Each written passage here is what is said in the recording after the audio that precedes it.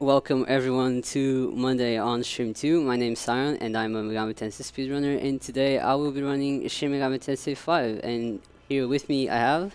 My name is Lon. I have run this game exactly once, and that was 2 days ago. But Yeah. we're good to go. So we're as ready as you can be, basically. And we're ready to start. So time will start on choosing the difficulty, so I'll give you a cue. It's after this. Actually, I think it's not after choosing difficulty, it's after Yeah, saying it's yes. after you confirm, yeah. Okay, sorry. Alright, so 3, 2, 1, go. Alright, so we're good to go. So again, welcome everyone, this is Shin Megami Tensei 5. This is the 5th mainline entry of the Shin Megami Tensei franchise, and it's like the 70th entry of the entire franchise. I couldn't explain to you, even if I tried. It's quite large of a franchise, what I mean. So right now I'm going to be doing the hardest part of the run, which is typing. I'm not very good at it. Let me just write ESA 2022. Where's the numbers? Oh, they're right here. We're already losing time. We're already losing time, but it's fine. I mean, I got a good time yesterday with doing this, so we should be fine. Yes, that's right. So now yeah. right here we're naming our main character, who's putting in his name on a little screen as we are, and we're gonna just start right away. So we play as this kid. He's like in what, 10th, 11th grade, doesn't really matter. And he's leaving school being told that he has to be careful because Tokyo, which is where he lives, has been seeing some weird happenings, like demon-like creatures showing up out of nowhere, and things have just been dangerous. So they were advised to go back home in pairs, and we're going to try and find someone to go home with. That sounds kind of weird. Let's move on. And nobody's here, so we're just going to have to leave. Yeah, these first couple of dialogues also sort of introduce some of the characters that we'll kind of see later Yeah, on. well, they're kind of the main cast, even though they aren't too well developed in the whole game. Let's not get into that. Let's not start criticizing the game that I'm running now. We're going to start questioning why We'll I even save that for submit later. this. Yeah. Save that for later. So this is one of the main cast. This is someone that we're going to be seeing later. His name is Yuzu. He's like one of our friends. Then those are the two other characters. We have Tao, which is one of the girls, and you have the other girl that I don't know name because we don't see her. But okay. And yeah, okay, that's the intro. So one of the things that I should mention right away is that basically every cutscene in this game is skippable, which is good because there's a lot of them. And it's good because we want to see them. And it's a good addition for this game because most Megaten games used to not be like that. Yeah, And it used to be you could just like fast forward through dialogue, and then any like FMV cutscenes were just unskippable. yeah. So that probably brought down the time a good bunch. I mean, one of the most popular games of the SMT franchise, Nocturne, is probably even the easiest difficulty is still a lot longer just from the fact that you have to watch all the cutscenes. And I guess I can go into the difficulty. So as you can see on screen, this is the safety difficulty. This is the easiest difficulty in the game, which is the reason why it's so fast. We're gonna kind of breeze through most of the fights and only do the minimum requirements. That involves minimum minimum recruitment, minimum fusions. That's definitely minimum Fusion. fusions. Minimum turns in a fight. It's going to be fast all around, and we're going to get through the dungeons pretty quickly as well. If I don't get lost, which I shouldn't. Yeah, we're basically going to take like the main part of an SMT game and basically do none of it for the most part. Yeah, like the fusions and the recruitment, it barely doesn't exist. We do like one of each. Yeah, that's don't it. spoil it. Come on. Oh, We're yeah. going to find out. You didn't hear anything. So here's what happened. We heard another one of our friends. I guess he's not much of a friend, though. It's not easy. Another one of our acquaintances went to this one shady tunnel because he wanted to film a YouTube video. I'm not kidding. This is literally the plot. And then the tunnel just crashed, and we fell into this weird area, and all of a sudden we're in the middle of a weird desert. And we have arrived in the demon world. I guess I'm saying that right away. Well, it's kind of obvious. Yeah, this doesn't look like normal Tokyo now, does it? Maybe in a Yeah. couple of years. Oh, We were God, just no. in Tokyo as well. Yeah, Now it's Tokyo does not look like that. no. I mean, And I wouldn't know, but definitely Yeah, don't think it would look yeah, like I don't this, think yeah. it looks like that. Let me know if the Japanese restream is restreaming this. Let me know if Tokyo looks like this in real life. And now we are met with this godlike creature that offers his powers, and we become the Naho Bino. So the Naho Bino is a creature that joins the knowledge that all humans have. Go along with, just listen to me. The knowledge that all humans have with a god, and then each god has a chosen chosen human that has his knowledge, which is a power that I just said that. And if they fuse together, then they become the Nahubino, which is a godlike creature that's extremely strong. And that's us, right there. Nahubino, it says right there. ESA 22.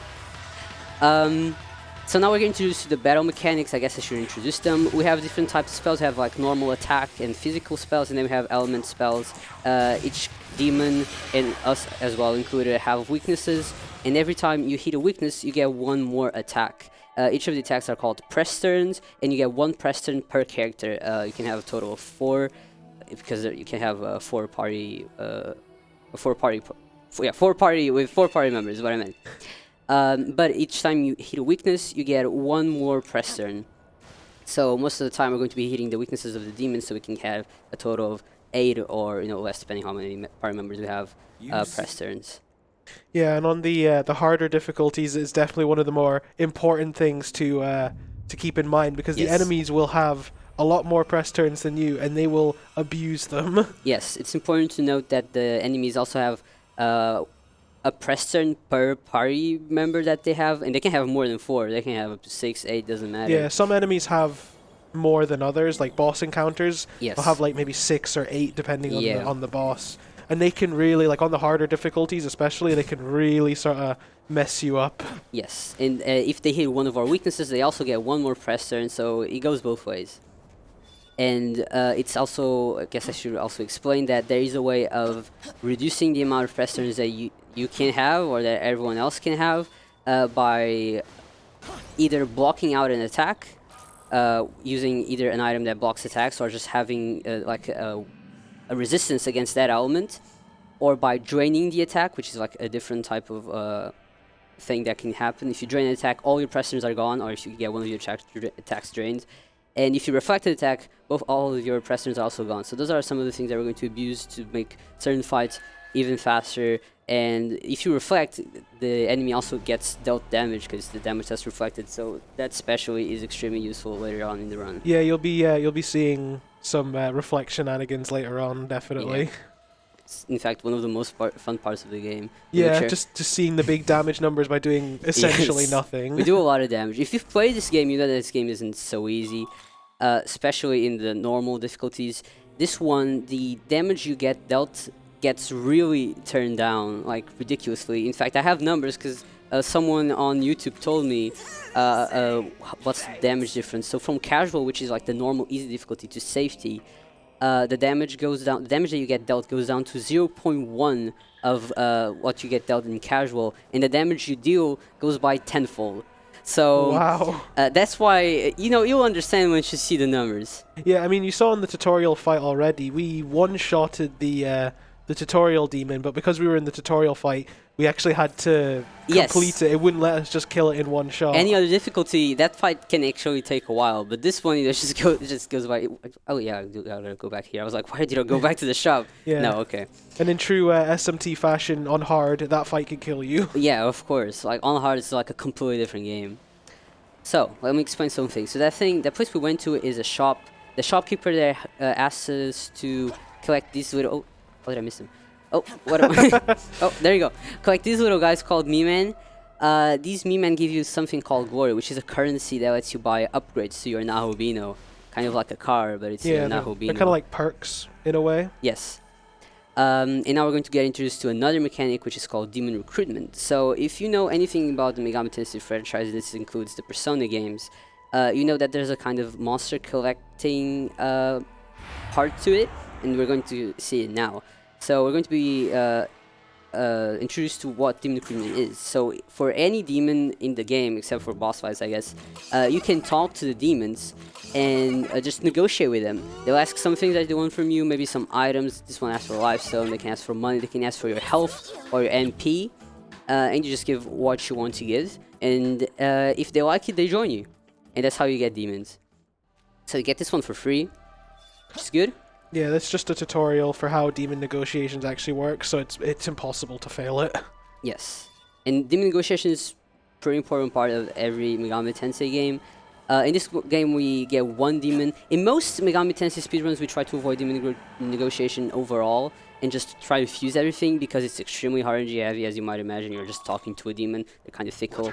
You know, you can't really expect them to just join you every time. You can't expect them to see them every time. So, you know, it's just a lot of RNG you can avoid by just fusing all around.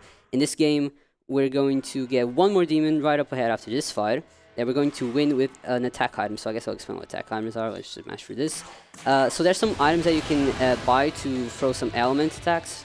Because we can't go and put this... Well, yeah, this spell on our Nahubino over here, Agi. And I guess it's just faster to use a fire shard really because it's an AoE attack. We just buy a fire shard and throw it and we get through these fights very easily. And I guess I can explain how you get attacks and... because you know how you get new moves, because Nahubino doesn't learn them. He's not like a demon. Demons learn new moves as they level up, which is a thing in this game. It's not a thing in every game. But Nahubino can pick up these chests that are spread out through the world map and learn spells through the essences of the demons. So each demon has like a certain like evolution, not evolution, like spells that it can learn. And its essence has all of the spells that it can learn after it finishes leveling up. And if we pick those up, we can put those spells on Nahubino. And we're going to do that a couple times, not too much. You know, we're going to avoid doing most things for the most part. That's why it's safety.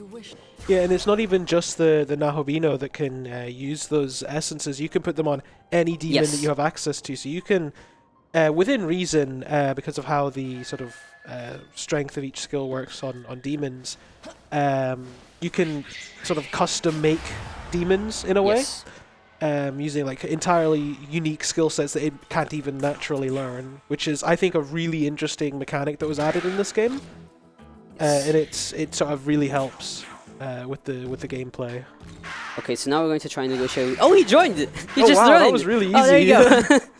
He was like, "Oh, can you? I'm in a pickle. Can you help me?" Yes. No. Okay, I don't want your help. And then he just moved away, and now he just joined. Okay, cool. That was very good. That was way better than yesterday. Yesterday I was doing a practice run, which actually beat my PV, so that's cool. Got a 23. And this fight took ages. He ran away on me. I had to go hunt another one, and then he just didn't want to join.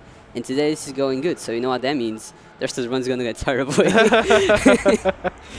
All right. It's okay. We've got safety strats, so we'll be fine. Of course we got safety strats. Well, yeah, we're playing on safety difficulty after all, so...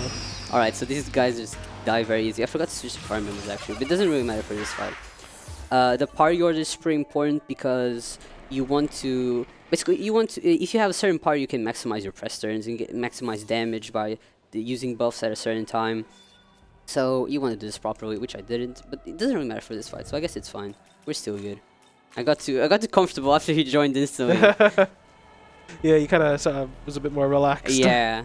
But yeah, with that fight there we just did is also a special type of fight called an abscess. Yes. And they, you'll see them throughout the world. We don't really get any apart from this one and one or two others later on. But what they do are they're kind of like mini bosses in a way. And once you defeat them, then you unlock sort of a proper view of the map. Because by default, you might see it later on, the map is just covered in like a pink sort of fog that makes it really hard to actually see anything specifically, and clearing the abscesses unlocks that. You also unlock glory perks that you can use later on. I mean, the map you can get by, you know, it's just pink. But glory, you in any other category, and you know, just if you're playing this casually, you're gonna want to find most abscesses so you can get the good glory perks. Here we just get like the essential ones, and you can get by on that. Yeah, especially because we're playing on safety difficulty. We are basically overpowered from the get-go. Yeah. It is very difficult, at least in the early game. Don't jinx it. Don't say it. I'm not jinxing anything. Don't say.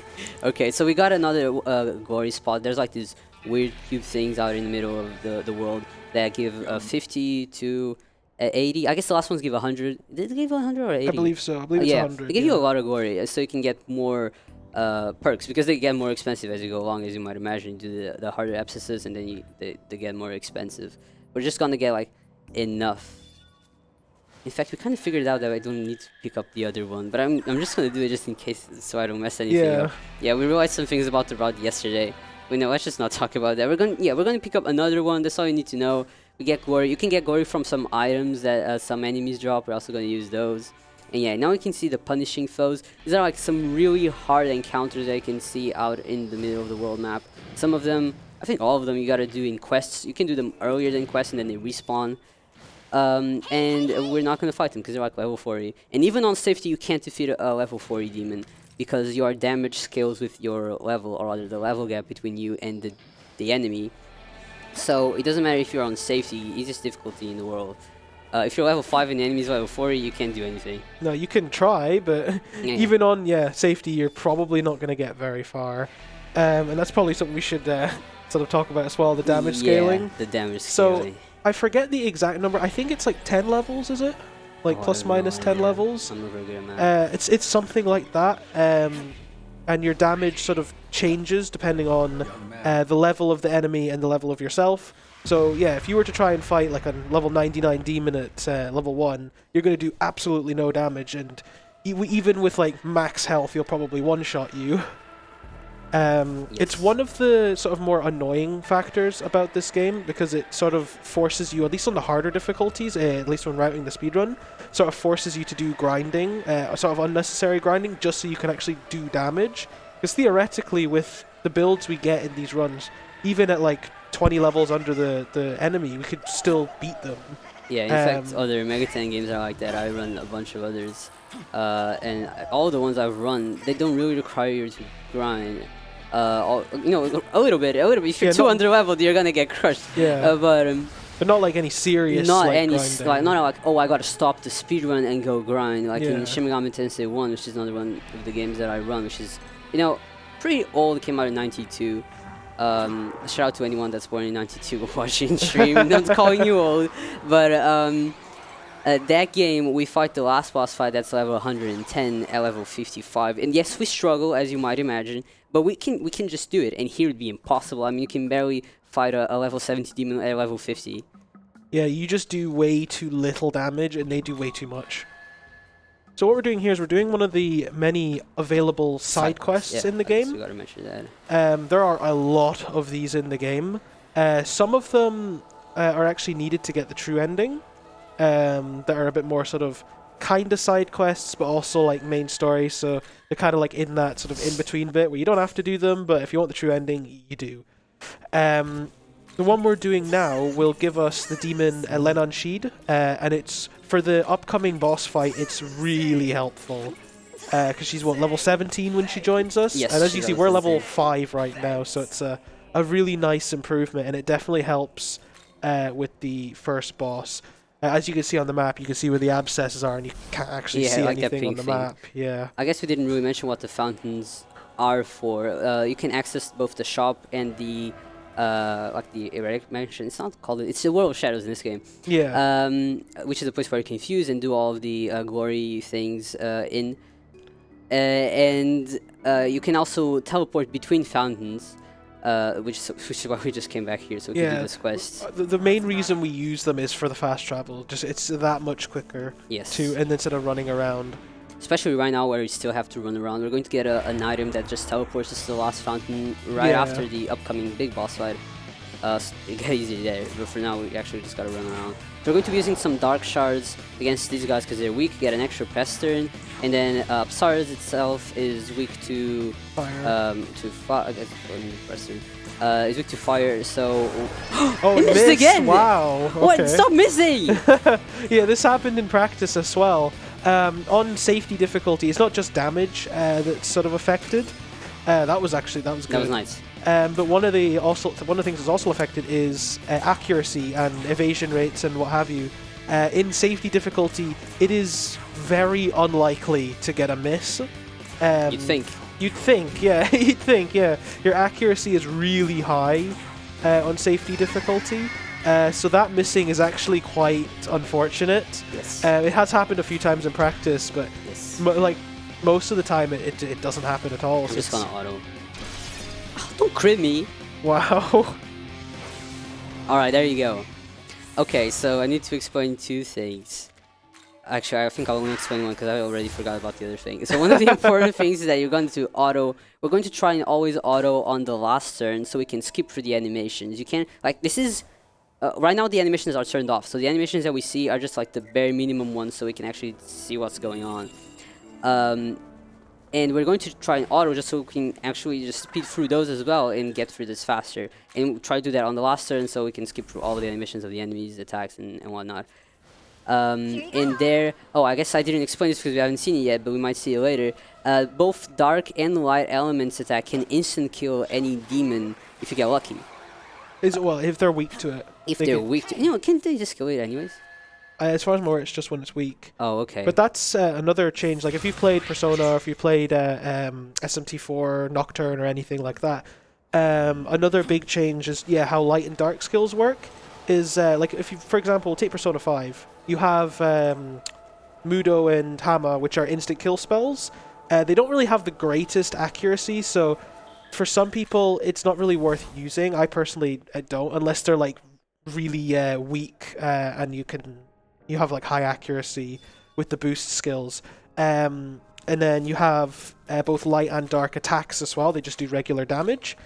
Here they sort of combine them into one, so that the Hama and Mudo skills, they do damage, and if it hits a weakness, there is a chance that the enemy can get just insta-killed. It can also apply to us as well, because the Nahobino has a weakness to dark attacks. The likelihood of it killing us is very low. Ideally, we shouldn't get hit, but we'll be taking safety precautions when we get to those kind of fights. Are we gonna take safety precautions? I hope so. Okay, we might take safety precautions. Yeah. Just in case, Possibly. Possibly, if I remember to do so. We'll take safety precautions. Yes, so what I just did there was I went to the World of Shadows. I put 2 spells on Linen Seed. She's going to be our main hitter right now because she's level 17. And again, level is king in this game. So we put a nice spell because this fighter coming up, that if you've played this game, you're very familiar with it. Is weak to fire, and we also put a fire spell in case, not in case we're going to need fire, so we can do fire later. Yeah. Chief G donated $10. Look at that Portuguese man go. Good luck, buddy, and save those children. Thank you, Sheep. Appreciate that. Alright, so as you can see, you do a lot of damage, probably a lot more than you did if you play this game on your own, on like any other difficulty. Yeah.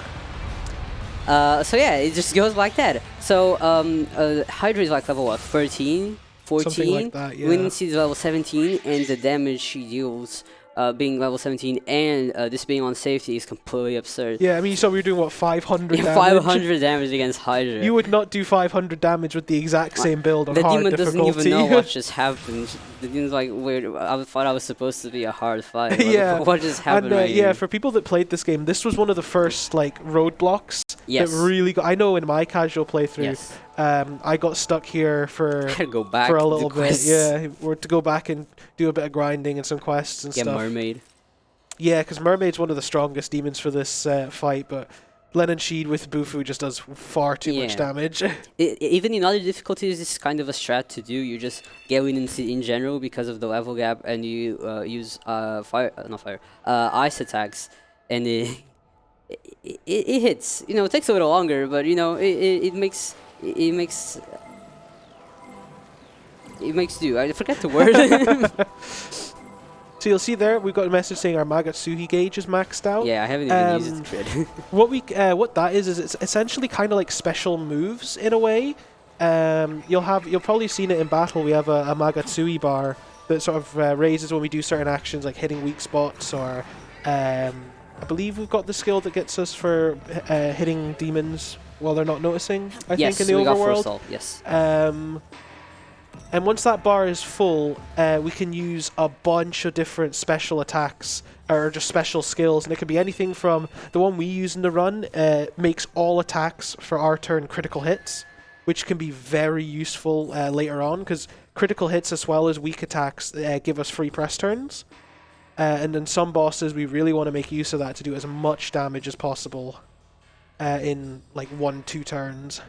There are other stuff. I believe the run, like some of the harder difficulty runs, also use one that gives you, I think, like more XP and money and stuff at the end of battles. Oh yeah, definitely do. There's different. You mentioned that there's different Magatsuhi attacks. Yeah. And one of them is Magatsuhi Luck, which god, don't come after me. Which improves your EXP on your money bonus, and that's like extremely important in other difficulties because again we have to grind, and that's one of the easiest ways to grind. You just use it on any fight. It saves a few battles where you could get killed and then lose all your progress. Oh, definitely. So we're gonna go and talk to these 2 angels first. We're gonna grab the save point. Just so we can fast travel here later. We're going to speak to the angels. They're going to tell us we need to kill an Aligor before they can let us pass, because we want to get to the Tokyo Diet building, which is what they're protecting. It's that thing over there, can you see? Yeah, that building behind the rocks. But they won't let us pass, because they don't really know who we are. So in order sort of to build up their trust, I guess, they want us to... don't build the trust. They want us to defeat an Aligor that's sort of at the top of this hill watching over them. These Tsuchigomos, they have really huge hitboxes. That's why you saw Sion sort of take a moment, slow down, especially because they were in such a tight area, because they will hit you. Their hitbox is surprisingly huge. They're big demons, but the hitbox sort of extends a bit beyond their actual model. You'll see that, well, we might not. Hopefully we won't see that in this run. But there are hopefully not. There are a few other demons, especially some flying demons that we'll see later on, that have an insanely large hitbox. Like, you could get hit by, like, you know, like, the tiniest part of their tail and, like, on your, like, pinky toe or something, you know? Yeah, no, basically, it's literally like that. Let's hope not. I'm gonna try and time my stoma so we avoid that. I'll explain what stoma is later, because it's not really relevant right now. Yeah. So this is the... They're weak to electricity, so we're gonna keep using our elect shards and just get through this very easily. This fight is insanely difficult. On other difficulties, I used to get my... Yeah, especially with the level difference of Aligor compared to us right now. Yes. It can be quite difficult. And we're going to use our return pillar, which I'm not sure if I've explained what it is as well. We got it after Hydra, and now we're right here, right in the middle of nowhere. We're going to just...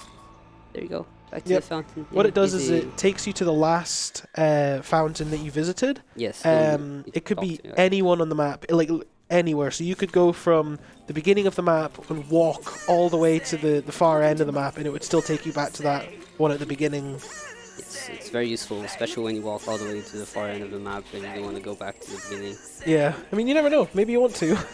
Yeah. Okay, we did some shopping, bought a bunch of shards. And we are good to go after the next fight. So as you can see, the angels are gone because we completed the quest and they're not blocking the way anymore. And we're just gonna go to the diet building, which is hopefully where the door to out of here. You remember how we were a human and we don't want to be in the demon world? We kind of got invested, but we're still trying to make our way out of here. And hopefully the diet building has a door to the our world, the normal world. Yeah, especially because we saw these angels here. And they were talking about being associated with an organization called Bethel, Japan. Yes. A real which is organization. Yeah, which is that's basically the law faction in this game, and we'll see a bit more of that later on. We haven't even explained like alignments. So we'll do that later. Yeah. Yeah. Well, after this. Yeah. So here's Nua. Yeah, this is sort of the next boss fight. Well, it's a boss fight, but not really a boss fight. How this fight works is it's got a damage cap, so once you do enough damage to Nua, the fight just ends. Yes, and you get no EXP, that's the important part. We get no EXP, yeah. I remember on my casual playthrough, like, struggling through this fight and seeing I got no XP. Using all of my chakra drops, all of my items. Yeah. Like, so much for that. Yeah, but here, it's easy enough. So we used the Omikatogi Critical, which is that Magatsuhi skill we were talking about earlier. And even though I don't believe she's weak... No, she is weak to fire, but because of the critical, it's also doing critical damage as well. Yes, we get the extra pressure anyways. Do you explain that we get an extra pressure when you crit? Yeah. I mentioned that earlier. I hope did. If not, you've probably noticed by now. Yeah. So, we also got introduced to Yakumo. It's not Raido. A lot of people thought that it was like a reincarnation of the famous Raido Kuzunoha from some of the other... Mega 10 games. Unfortunately, it's not, which is a bit of a shame. A police officer. Yeah, we'll see more of him later on. Those two they're the neutral faction. They don't really have any sort of alignment to demons, which is kind of ironic because Nua is a demon, but yeah, but he's a human, so it evens out. Yeah, so it kind of evens itself out. And they're kind of more just about destroying the demons, I guess. Like, they don't really want to live in a world with demons. Whereas, yes, they don't like demons. Yeah, whereas both Law and Chaos, the other faction, we're going to meet some Chaos folk later on. And they're sort of more about, is it like the strongest demons survive kind of thing? Yes, in this one, that's Chaos like in general. In this one, they want the world to have many gods. And the Law wants there to only be one god, like the Almighty or Law of Order. Law of Order? The God of Order is what I meant. Yeah. And the others, they just want many gods because there are many gods and they want the world to stay like that. Yeah, they basically want, the world to basically just be for gods and not really anyone else. And the neutral one wants... Oh, what am I doing? The neutral ones want there to there not to be any gods. They just want the world to be for humans. Yeah. So pick your guess which one of these is the Law one and which one is the Chaos one, because the two guys are like one for each, so you can guess. I had it wrong the entire game until I saw that one cutscene that if you play the game you probably know which cutscene it is, that one cutscene at the end. Yeah. And then I was like, oh, this one is the Law guy? No way. Yeah, unfortunately we're not going to see it here, but if you played the game, you'll know of the infamous hat cutscene, and that sort of explains. Oh god. Sort of that one cutscene. It's like a minute long, and it goes through an entire character arc in that 1 minute, essentially. We've all had those days where you just have a complete character development in like just by taking off your hat. Yeah, it's sometimes insane. you stand by the rooftop and you figure out a lot of things about you. This sounds kind of wrong, but it's not what you're thinking. You just took off his hat, okay? Yeah, nothing else is meant to be like implied. Yeah. By that. So here we're back at school. We managed to get out. Talk to this guy. Why did you? Yeah, you just don't saying need to hi talk to to male him. students. Yeah. So we've come back to school. We managed to get out of the demon world. Yes. Through the diet building. I think we managed to see it just before we skipped the cutscene. We saw a suspicious-looking drum, which I've never seen before. Is that a drum? Is it? I guess it is a bit of a drum. I think that's what they call it in Nocturne. Is it? Yeah. The terminal drum, I guess. Yeah. Yeah. Which, if you've played Nocturne, it might look a bit familiar. Yes. If you haven't, it doesn't look familiar. It's just a drum. The game does have a lot of sort of references to Nocturne. A lot of people still have this sort of headcanon that it's kind of like a Nocturne sequel. Yes. I believe canonically it's not. No, I wouldn't think so. But there are definitely a lot of callbacks and references to Nocturne. But yeah, now that we're back at school, we met we walked past a classmate of ours named Itsukishima. We're unfortunately not going to see a whole lot of her. For reasons you will kind of see shortly. Yes. Yeah, she's getting bullied, and we didn't do anything because we're not good people. We just kind of just watched. We're like, "Oof, this is awkward. I'm gonna keep going." Yeah. And then talk to the male student out at the door. Yeah, and we talked to the male student who's got nothing of importance to say. Yeah. And that's it for the school. We had a good day of classes. We're going to ignore all our friends. We go back to the dorms because Tao wanted to talk to us. And I guess I didn't mention, but as soon as we left the demon world, we met the prime minister, who knows what's going on. I guess he was just waiting by the terminal, explaining to us that you came from the demon world. It's like a different world. And Bethel, which is the organization that he's part of, is studying the demon world to try and figure out what to do, how to stop it from. How to stop the demons from coming from Tokyo, because as I mentioned in the beginning, the demons are starting to leak into Tokyo, and the rift between the both worlds is thinning. Yeah. I guess we should probably explain that a little bit more. The rift between the two worlds, or the sort of rift. So we're not actually in Tokyo. It looks like Tokyo. I guess you can say that. Yeah. I was like, that's spoilers for later. But I guess, you can explain that. Yeah, I mean, the game does it anyway. Yeah, the game gets to it's the game. Yeah, I mean, I think the president or prime minister explained it already. We just skipped it. But yeah, we're not actually in Tokyo. We're in what is essentially like a virtual recreation of Tokyo. Yes, it's not a real. It's not like the original Tokyo. It's like a weird fake Tokyo. With the cutscene we would have seen at Tokyo Tower before the Hydra fight, sort of explains it a little bit further. As to sort of what happened. This is another boss fight that we're coming into. As you see, the demons are starting to leak into Tokyo, and we kind of have to stop them because obviously they're gonna hurt innocent people. Yes. There's like the weird portal in the sky. So this first fight's really straightforward. And then this is the second. This is another boss fight. This is Lahmu. We're not really going to see much of him because he's really easy. Yes, he's so difficult in the other games. In hard difficulty, he's really difficult. Especially this fight, because you come out of that other fight as well. You're kind of not 100% unless you get a level up. But here, yeah, it's just a pushover. We just hit him with the light gem. Unfortunately, even though he's weak to it, because he's a boss, the instant kill has a 0% chance to hit. It just will not hit on boss characters. Otherwise, you could just cheese the bosses. Yes. I believe SMT4 does that, doesn't it? SMT4 does a lot of stuff. It does a lot of stuff. But I think I remember seeing something about just like hammering bosses to death or something. Something really absurd like that.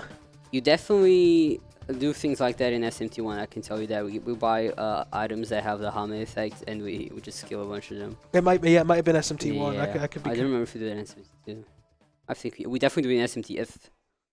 Yeah, if is a different game, by the way. It's actually called if, in case you're figuring out what I'm trying to say. Yeah, we kill Cerberus with Hame. Anyways, we're back to the school because we got a call from our friend that that Lahmu thing that we just defeated kind of didn't defeat it. He just left. And you have to leave for the school because it's trying to kidnap the girl, the one that was getting bullied. It's how was his name? Itsukishima. I was gonna say it's on Kami. Is it no, Itsukishima? That's the other one. Oh, that's Tao. That's Tao's last name. Yeah, okay. Yeah, I guess we're not very good friends if we don't even know her name.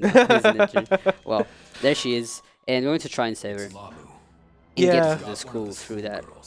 Yeah, so here, those two are, as we talked about earlier, with the idea of the Nahobino and knowledge and all that. Isuno, I was going to say Tao's name again. See? Itsukishima has what Lahmu believes to be his knowledge. That's why he's so fixated on her, and because she's being bullied, she's kind of apathetic towards society and all that. So she just takes it. She just accepts it, even though it's not even the worst thing that happened to me today. Like, just take me. Yeah, it's demon thing. Yeah, I was having a bad day, anyways. But it can't get any worse than that, can you? Yeah, exactly. So here we're gonna go a very specific route. Otherwise, we fight a bunch of optional fights that we don't need to fight. There's like a bunch of fights in this and here we're just going to use light shards because pretty much everything here is weak to light that we fight. And we do enough damage to the stuff that isn't weak, like that Rakshasa, yeah. Even though he resisted, he was like 10 HP, so we could just auto battle him. And a lot of the demons are weak to light, so we're just going to instant kill them. Yeah, we might get an instant kill, like an actual instant kill. But even on safety difficulty, it's still actually pretty rare to get the instant kill. Yeah, it is. Without the boost skills. Even with all that luck. Yeah. So here's the second. We've got one more after this. That's Shigumo, the one that I was trying to avoid earlier. Yeah, and then there's an Oni as well. They're both just gets one shot in. Yeah. You can sort of see why we do so much damage. It's especially useful in this fight because all these fights are like kind of, you know, like they're not too exciting. You just want to get through the school. It's kind of like in real life. You just want to get through school. Yeah. And as soon as this is over, you can go back to the demon world, have fun. Okay, here's our friend Dazai, who's helping out a lot by hiding out in the corner. So we're all we saw Dazai and Yuzuru and ourselves. We all became members of Bethel after we got after we escaped from the demon world. Yeah. But as you can see, Dazai is still a little scared. Admittedly, Dazai knew nothing about this. We became an Ahobina so very strong. Yuzuru already knew about this, and I think his sister also knew. His sister's like the other girl that I didn't know the name of. Yeah. Tao also knew about this. Pretty much the only one that was kept out of the loop was us and Dazai. Yeah, they were just normal people, and Dazai is kind of freaking out about this. I'm not trying to defend him because he does not deserve defending, but you know, like, if he was, I'm not gonna say I wouldn't react the same way if it was me. So yeah. This is the one sort of scary fight here because one of these, I forget which one it is, knows Mudo. We didn't get hit with it, thankfully, so it's not really much to be if we get extremely unlucky, we can get one shot in this fight. Yeah. It would be hilarious. I would laugh. It would be funny and sad at the same time. Yes, I haven't saved, so it would be a little sad. But it would be hilarious because might be worth going, like, saving at the next save point. Yeah, I was just thinking about that. You know, like maybe I shouldn't jinx it too much. Something not so. Well, you could jinx it, but we have to save the game first. Yeah, I can jinx it after. So we're coming up to the end of the school here. School's ending. We need to go into a classroom on our left-hand side. Just walk. Sort of the only place we can go, and we have a fight here, don't we? No. No? We just go to the second area. Yes, that's right. Yeah. Yeah, we got a Tsushima that's getting kidnapped and sent to a whole new demon world area that we also. Yeah, just essentially just another region of the demon world. Yeah. This beautiful little screen. You're gonna see a bunch of these. Hey, look, Jack Frost. That's Jack Frost. Hee-ho! Yeah. We're gonna see them very soon. Yes, we will. Unfortunately, we don't recruit any Jack Frosts in this run. Yeah. I'm sure if we could, we absolutely would, but we can't. Will we? Maybe if it was worth our time. Do we? Yeah. Do you want to grab the point? Oh, it grabs automatically. Is it? Yeah, this one, like the Kinza one is the only one that doesn't. That's why we want to put that in the notes. I thought I always I could have sworn I grab it in practice. No, this one grabs automatically. Okay, so we just bought we didn't buy anything. We just grabbed an item called the Repulse spell, which has the effect of a spell called the Stoma. And the Stoma is a spell that makes every fight not happen. Like, it doesn't really repel the demons though, does it? It's just no, they just don't aggro you. Yeah, like they fade away if they get hit instead of a fight beginning until the next new moon. So if you notice, and if you haven't, then you'll notice it now. On the upper left corner, there's a moon cycle going. It's looping all the way to full moon and then descending to new moon. And this can influence a lot of things. In recruitments, you can't talk to. I guess you can. You can't talk to demons in certain cycles, either on full moon or new moon. They either get excited about one of them or they don't talk to you on one of them. It depends on the demon personality. Yeah, and I think some demons you can only actually recruit on new and full moons. There's a lot of sort of nuance into it and as to how it works specifically. It also affects stuff like fusions.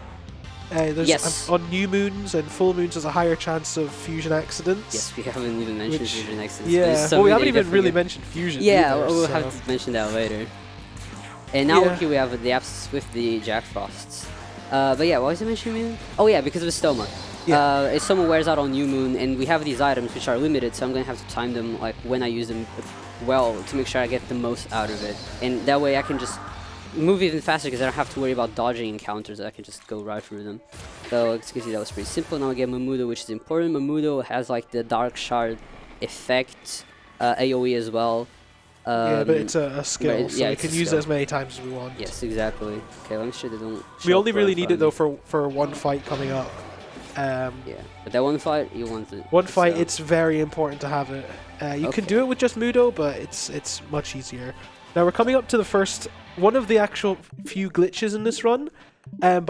We don't know why this works, but by spamming the home button, you can kind of do this sliding when you hit text boxes.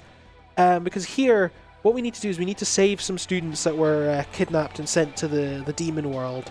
And we can't get past that bridge until we rescue all of them. We'll get a text box from Aogami saying, hey, we're not done yet, we need to come back. But it's only like a actual little like small line essentially. Yeah, and if you can like get the trigger's past like that, this big, it's like tiny. Yeah, and if you can get past that, you can skip the trigger and actually kind of do a bit of a sequence break.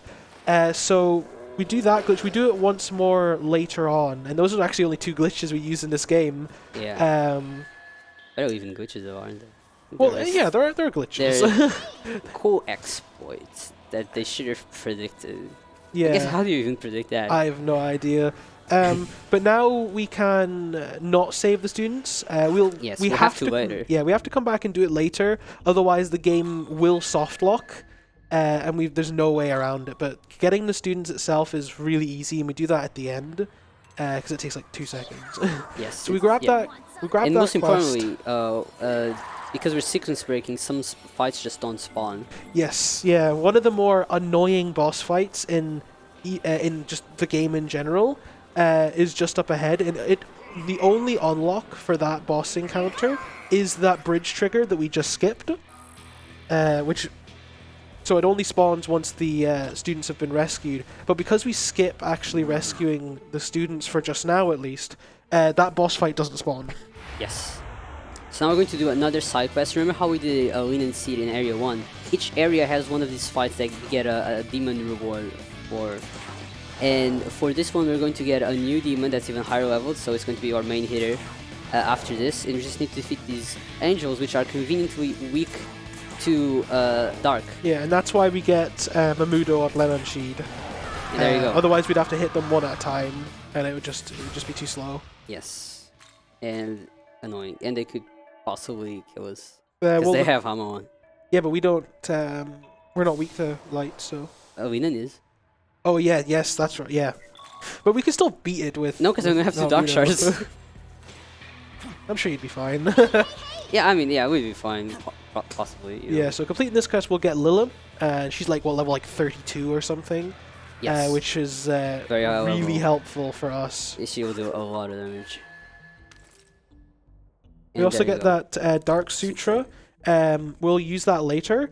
What it does is it essentially gives each demon has, I guess, sort of affinity. Yeah, an affinity with each element, and the higher the affinity, up to +9,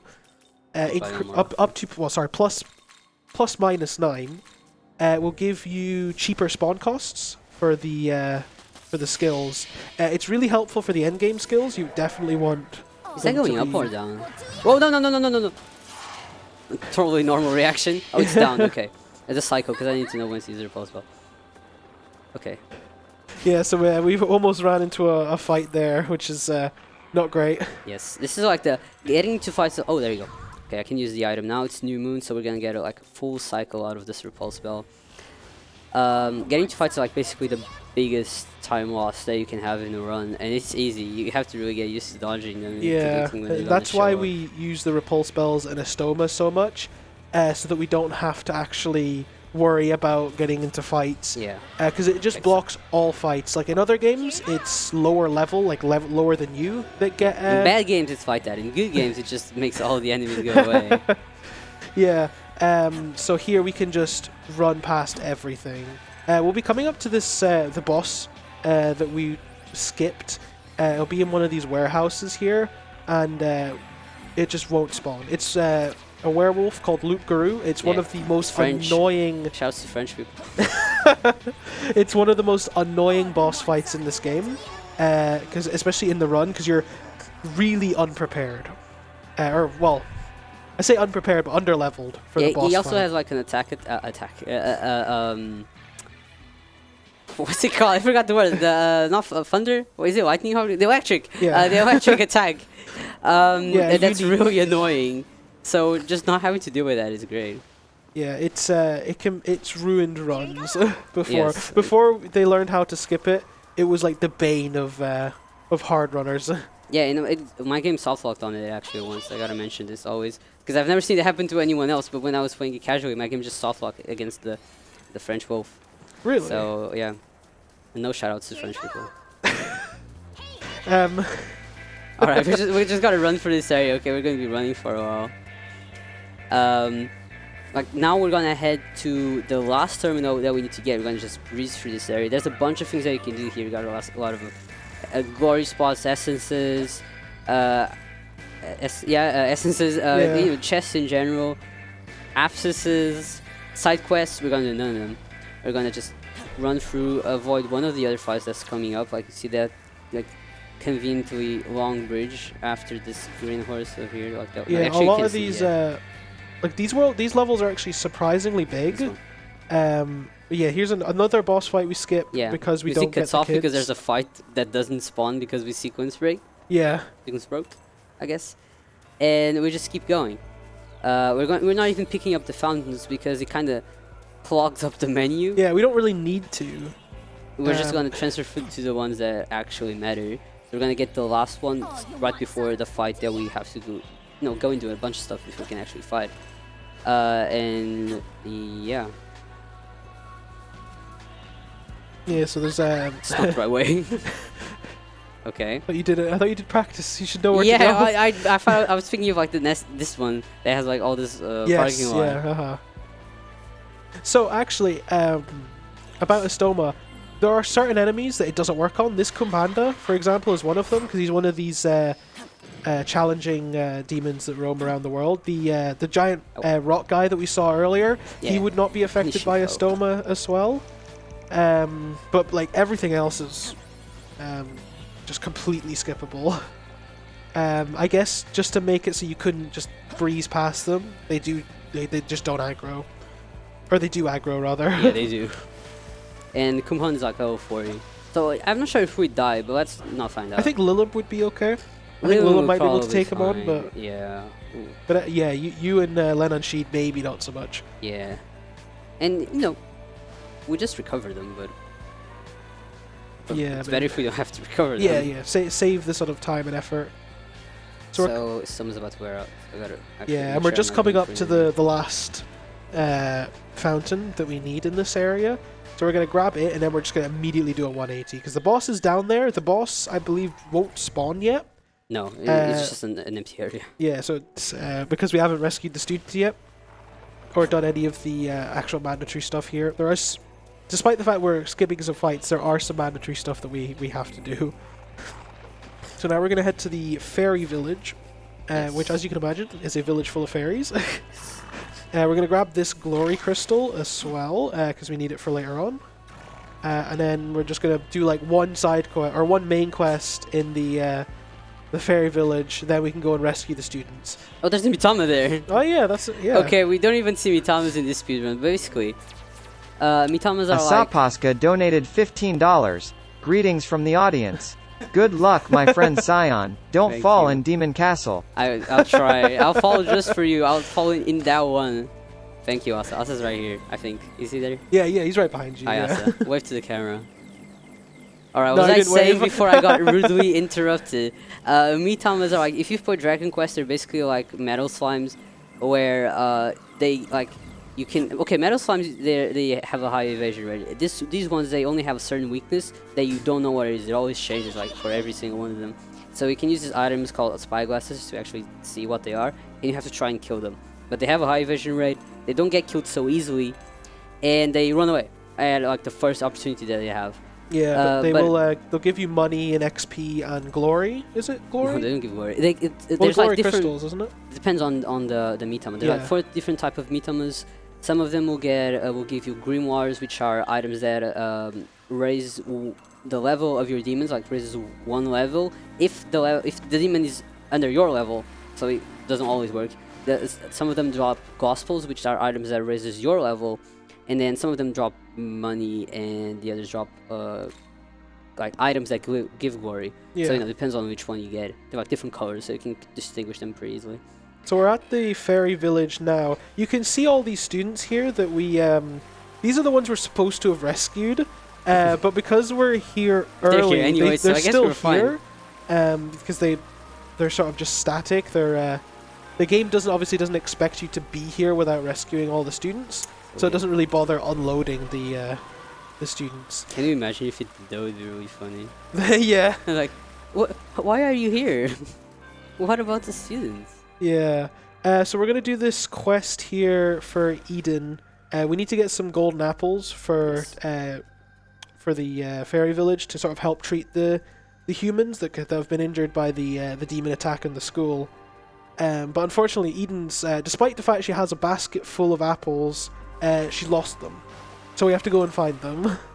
She had more, you know? Maybe those ones aren't golden, they're just like yellow. Maybe, yeah. Yeah. So we have to go through here and just grab some golden apples, and then we can take them back to the fairy village. Then we can go and rescue the students, because that's all we need to do here. Yes, and you really need to rescue the students, or else you get soft lock before the last area. It's not even like right away. The game just lets you keep going. Yeah, that's For one like another hour. Weird thing. Yeah, the game lets you keep going, but before, I forget which boss it is, but like, there's like an NPC that it's before Taitu. So it's before the 4th area. Yeah. Which is even weird. Like, they just won't let you into the dorms, which triggers a cutscene that leads you to the 4th area. So you can't go. You just get like... Yeah, and the once you leave this area, like once you defeat Lahmu and leave the area, the students despawn. Yes. And so does like the one fight that we skip, like regardless of whether you... Yeah. In fact, regardless of whether you get them properly, which is before Lahmu, those fights just never come back. Yeah, which is why we have to go and get them now, and it's not like a case of, oh, we'll just keep going and then come back and get them later, because they despawn and they never come back. The markers, I believe, are still on the map, but when you get there, there's nothing, which just makes it impossible to finish the game. Okay, we got the apples. We're actually not gonna give them to her. We're gonna give them to Titania, which is one of the fairy monarchies. Queen, yeah. One of the fairy monarchies over here. Because she wants to make some medicine for the students, because they're all hurt and whatnot. So there you go. We're gonna get some levels over here.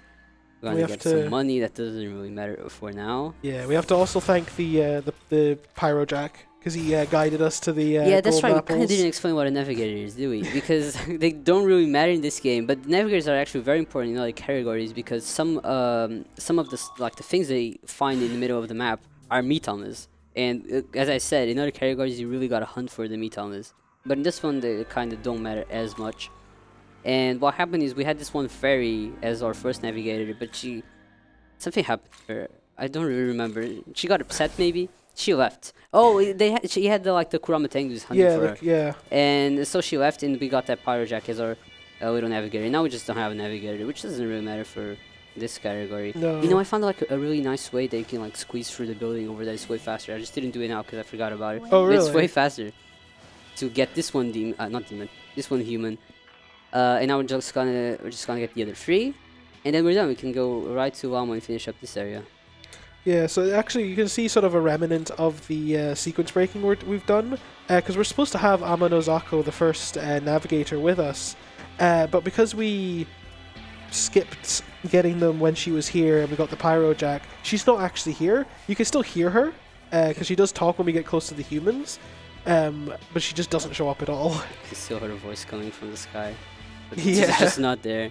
And something with Tao, you can have Tao healing you the entire time, yeah, but she leaves you at the fairy village. Yeah, because Tao came to this area with us, and she has healing powers. And we just bring her around the entire area because we sequence break because she's supposed to leave. Yeah, she's got healing powers, but she's very much a human. So I wonder what that's about. Yeah, I mean we're not Rubino, so. Yeah, but clearly Tao's not. So I wonder if the game will ever explain that to us. Yeah, I don't know. She's just special. She has God in her name. The last name, not the first name. Oh, in Japanese. Yeah, it's Nokami. It's all Nokami. Yes, that's right. Yeah. Okay, so now we did the students. Yeah, now we can go and fight Lahmu, because the fight will have spawned now. We're gonna do some essences, right? No, we're gonna do the miracle. Oh, the miracles, yes. This one's very important.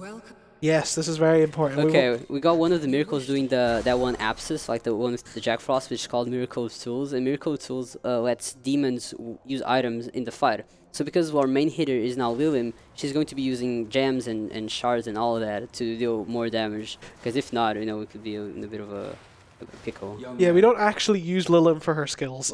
We use her pretty much just as a gem bus, essentially. Yes. I mean, we do use Ms. Yonga in the first turn. Yeah, but that's it. That's the only time we use it. Yeah, that is it. That's the only time we use it. Lahmu's attention is fixed. So remember Lahmu from earlier? This is we're fighting him again. I still haven't saved. I should probably save eventually. Probably save, yeah. Save after this. Yeah, let's hope it's not too late.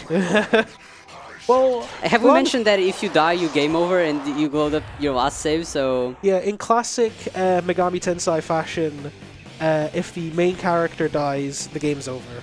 You'll probably see if you played. Oh, that was good. So as you saw, we got an evade. He had 2 press turns, but because we got the evade, oh wow, we missed the swell. But we lost 2 press turns, or he lost 2 press turns. Yeah, as we mentioned earlier, if you miss, you lose a bunch of press turns, so this is going to take ages. Yeah, so this is actually quite unlucky. You want to hit all of the tentacles. So the fact that we missed is kind of. Okay, Mudo is fine. Mudo on us is a little dangerous. Yeah. Oh yes, please. We're just gonna kill this guy. Mads VG donated $100, donating for a great cause. Let's get over 20k. Hoxie162 donated $15. Shoutouts to Teddy's Japanese voice. Yes. Somehow more annoying than the English one. put all your money into Teddy's Japanese voice for the Persona 4 Golden speedrun coming up. It's gonna be very fun. It's gonna be 8 hours. What's yes, mate? 8 hours 40 minutes 840, of I think, pure yeah. fun. So back to this guy. We're gonna use fire gems as we said earlier. We didn't die, which is good, and now we should probably be fine. Yeah, this phase doesn't really have any concerning moves, and it's also just a really easy fight, so we should be fine. Now we're autoing, so we can skip through these animations and not die. Yeah, you can see that he speeds up. Okay, we're fine. The animations. And we're just gonna use our last fire gem. Boom. And that's Lahmu defeated. Yes. All the hard speedrunners are like crying right now because this is like one of the most annoying fights that we just did in 2 seconds. Kind of funny we're saying that pretty much for like every boss. It's like, yeah, this fight's annoying but this one's hard. specifically bad because it's so high level. Yeah. And you do it like level 31, it's ridiculous. Like it's like 4 levels is a huge gap. You have no idea. Yeah. Now that you so we rescued Itsukishima, but unfortunately she was too far gone, like too far corrupted. So yes. So she's dead. Yes, so we came here to rescue Itsushima with Tao, and now they're both dead. Now they're both we failed dead. spectacularly. We're just gonna come over here and talk to Aogami. Do you remember who Aogami is? He's like the one god that we fuse with in the beginning. He talks in our minds sometimes. Kind of like the No Nations right now. And we're gonna go right back to Tokyo, and that's the end of the area 2. And this is 1 hour. That's actually pretty good for. That's very good. I'm going too fast. Okay, I'm gonna slow down. No, so yeah, that's Aogami there, standing beside us. You might have noticed he looks a bit similar to another guy we saw earlier. Yeah, he looks like the Prime Minister. Yeah, it kind of has a resemblance to the Prime Minister. I'm not sure what's going on with that. Yeah, you know, sometimes you just wake up and you see that your Prime Minister looks like a god, and you're like, I'm glad I voted for him. Yeah, he also kind of looks a bit familiar to maybe someone in the audience might look familiar to. Someone in the audience looks like God? Yeah, no. Someone. No. I mean like the Prime Minister might look a bit familiar to someone in the audience. They might recognize. He looks like. Okay, I get it. Looks like someone else from another game. Okay. Yeah, that was terrible wording. We got God in chat right now? Maybe. You never know. We've seen weirder. Yeah, it's true. There's a lot of people watching all the time. You never know who's gonna pop in. Yeah. But now we've spoken to the Prime Minister. Yes. And we're just gonna go home for the day. Yeah. Well, a big day, you know. 2 people died. Yeah. 2 people died under our care, and we did absolutely nothing to help them. We rescued them very well. Yeah, and there's all sad talking over there. This was supposed to happen. Yeah, and that's basically what it is. We're about to get ready to a war, because I think Prime Minister mentions that there's like a war happening in another area of the demon world that we're probably gonna have to head to next, because they're kind of losing. But the Bethel, which is like the organization, doesn't want us to join. Because, okay, let's explain that. The Bethel only wants one god, the law, I keep saying law of order, the god of order, like the one true god for them. But as an Ahubino, we're technically a god ourselves. So they don't like us. Because they're like, you're not supposed to exist. Only God's supposed to exist. Also, we didn't mention the fact that God's dead. Lucifer killed him in the beginning of the game. Which is why we're in fake Tokyo.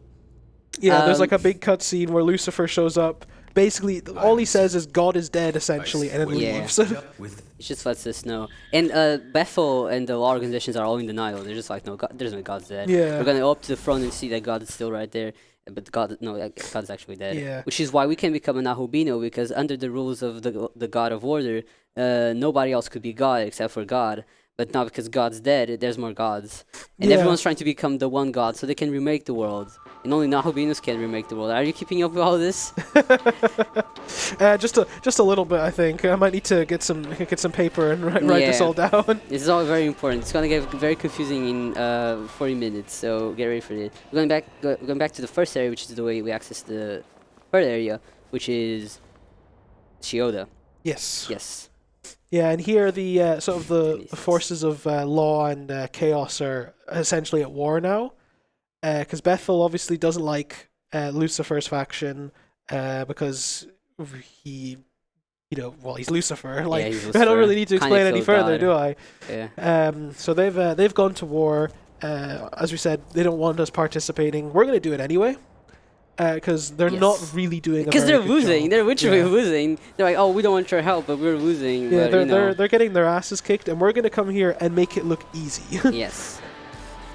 So first thing we're going to do is we're going to talk to Black Frost right here. I'm going to like see him. Hello. Yeah, we're gonna look at his face this time. In practice, we just go up to behind him and we get a very interesting shot of of Black Frost. Okay, there he is, and we're gonna get another side quest. As you might imagine, at this point, you can probably predict what this is. This is another side quest that gives us a free demon. We have to go and fight another one for this one. This one's actually the most annoying one because he has a spell called Sexy Dance. I'm not kidding. That can charm you. And charm is a very annoying ailment that makes you attack yourself or just not attack at all. Yeah. So we're going to avoid it if we can. And we're going to get a new navigator over here. You can't really avoid this. Yeah, this is one of those side quests that are actually main quests, which is a bit annoying that we can't just skip. But the but it's good that we have a navigator because we need to go and grab another. Yeah, item. we need to get an item. We're gonna go through here, just avoid all the narcissism. We're gonna get another sutra. This is for a later demon. Then we're gonna go back over here. There's still like all stuff. Oh no! Oh no! They split up. Okay, there you go. We avoided them. Yeah, this area casually can be really difficult. There's a lot of heights and a lot of like valleys that are really easy to fall in if you're not careful. No, I'm just kidding. I'm not gonna talk to them. So that demon that we walk past, that's Dionysus. That's the demon we have to fight for Black Frost. We don't want to fight him just yet. We want to get some more items first. Yeah, ice gems. Sweet to ice. Yeah, which will make the fight a lot easier. I know in practice. Don't call him out in front of the audience. No. Let's just keep going. We're gonna get some grimoires. Remember that I mentioned grimoires earlier, which is one of the items the Metamas can drop. Oh, I don't know why I do that. We're gonna grab them so we can raise the level of one demon that we're going to fuse later, so we can get a stoma. So that way we don't have to use repulse spells that are going to run out very quickly. Yeah, because we can't buy assist or repulse spells until like the end game. Yeah. So No, I don't think you can buy them at all. Either way, it's really hard to get your hand on like a consistent supply. So it's just easier just to get a demon with a stoma and just use that instead. Yeah. And conveniently, it's actually very easy to fuse. That's one of the best parts, is just how conveniently you can fuse Shikioji. So we'll just do that as soon as we get the opportunity, which should be... We're actually not high level enough to fuse him, I'm pretty sure. We have to do the Dionysus quest, and then we're high level enough. Yeah, we do it after the Dionysus fight. Yeah. Okay, New Moon, Solar, Stone War. You might have already had one, I don't remember. We're just gonna breeze through this, ignore that one quest. Not quest, that one abscess. Go up to this area. Here you can see the angels fighting the demons. We're not going to watch it, but just trust me. The angels are all dying. Yeah, they're not doing a very good job. So we're doing them one hell of a favor by coming here and defeating all these people. Yeah, and you sort of could see it in the left-hand corner. There's a giant wall of fire. I'm sure that means nothing. That's not scary at all. That's not scary at all. Behind it is a big demon called Cert. He's kind of blocking the way for the Bethel Angels to proceed forward. So in typical video game fashion, they're going to ask us to do the work for them. Yes. We collect those gems in the Valkyrie Essence. We get them for later on. Yeah, the gems are actually going to use right after this. But the Valkyrie Essence we're going to give to one of our demons to get a very strong spell. Are they exclusive to this one, the Draco Strikes? To this game, I believe so. Or did they put them in 4A? I've never played 4A. Yeah, so neither have I, so if anyone knows, let us know in chat. Yeah, so we use Valkyrie because she's got a skill called Storm Draco Strike, and it's unique in the sense that it's an elemental attack, but also a physical attack. Yes. It's magic, but it uses your strength stat to actually determine the damage. And we will use that on Black Frost, who at this point has a fairly decent strength stat. And it'll do a lot of damage. He will carry us for the next short while. So we grab the quest from the Power Angels. basically saying, hey, get an item that allows you to pass through the wall of fire. The Rajanaga is a Mitama. Oh, yeah, there's another Mitama. This one's actually pretty, like a demon, normally it's pretty hard to avoid. But some demons get replaced by Mitamas, unlike the place they always spawn. Yeah, and Mitamas don't like fighting you. Yeah, so it was actually coming after us, because we're lower level. But you know, they're very easy to avoid, so that's actually pretty good. Because I'm also kind of scared of avoiding that one. So here we have an angel that also got beat up, saying that there's a big strong guy up ahead that we might have to fight if we want to get through this bridge. And we will fight him after just we not do right the now, quest. yeah. We're just gonna go there and grab the fountain that's right before. Can you actually We see don't want to fight him just now, because that will he's way stronger than any of our party. I almost walked into it earlier. It would not have been good. Yeah, that would have gone very poorly. Don't even know. Yeah, but now we go back and we do the Dionysus fight. Actually, I can do that cheeky little strat we did yesterday with returning Wincy to get any extra press turn. Yeah, for the free press turn. Yeah. So this fight's pretty much just Ice Gem with Lilim and the Albino. We're going to use crit because he has a lot of health. That too, yeah. It's like level 44, so even for us, it's a little bit too much. Doesn't look like it right now, but it is, trust me. Yeah. We're gonna use we're gonna put Len and Sheed away as well.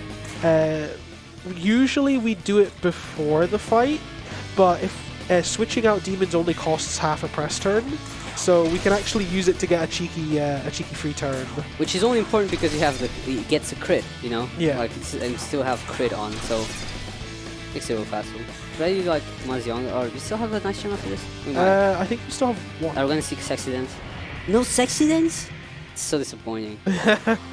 Lilim thankfully is immune to charm, so even if it does hit us with hit an albino, Lilim goes first, so it won't make a difference.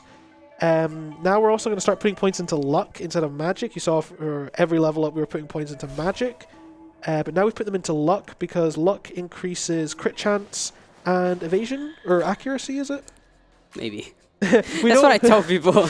We know it affects crit chance at the very least. Yes. And we want high crit chance later on because it will save us a couple of turns if we end up getting lucky with the crits. So now we've got Jack Frost in our party. Unfortunately, did I say Jack Frost? I mean Black Frost. Yeah, Black Frost. He joins our party, but unfortunately, you saw how big he was here. He is not the same size. Yeah, he's tiny. He's tiny, yeah.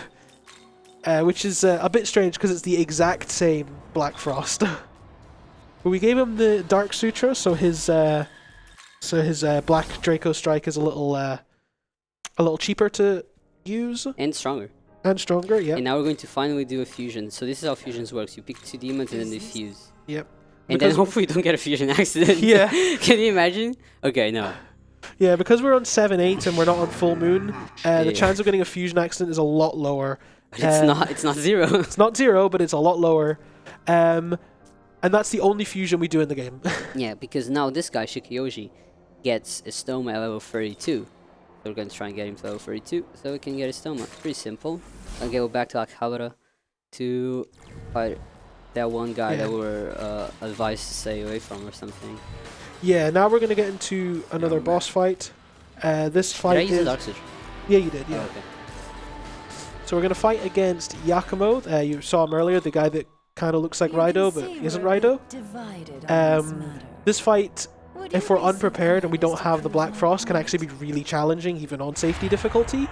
But with Black Frost, we could just use Dark Attacks and do a bunch of damage to him. So we're going to use it. Oh, wow! That's... haven't seen that before. That's a lot of damage. 90 damage? Yeah, that actually... I mean, we should nice crit! And we got a crit, okay. So okay.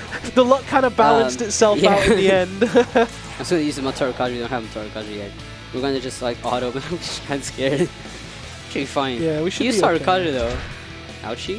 Oof. Okay, yeah, we're fine. We're fine. Yeah. I think unless we got critted, I think we would have been... We would be okay unless we got critted. Yeah, as you can see, we can just Black Draco Strike him, and usually that goes by very fast. Doesn't like usually we avoid don't the miss. first attack. Yeah. Some marathon luck virus in it. Okay, we're fine. We're good. Nobody panic. Definitely No, not me. this is fine. It's perfectly fine with the fire in the background too. All right. Now we can use the Grimoire on Shikioji. No, we don't. Actually, we don't use the edit. No, Never no, mind. I'm just lying we over use here. it at the end of cert. Yes. Okay. I can So- probably just use Repulse spells here. It's like a pretty high Yeah. cycle. Okay, we're going to use the Repulse spells here because the demons that are coming up on the next area, they really home in on you and attack you. Yeah, And, these are some of the flying demons with the really huge hitboxes we were talking about earlier. They love to swoop down and hit you, and you get no chance to evade them. But with Estoma, and we're just at full, so we've still got plenty of time. We should get to the end with no problems at all.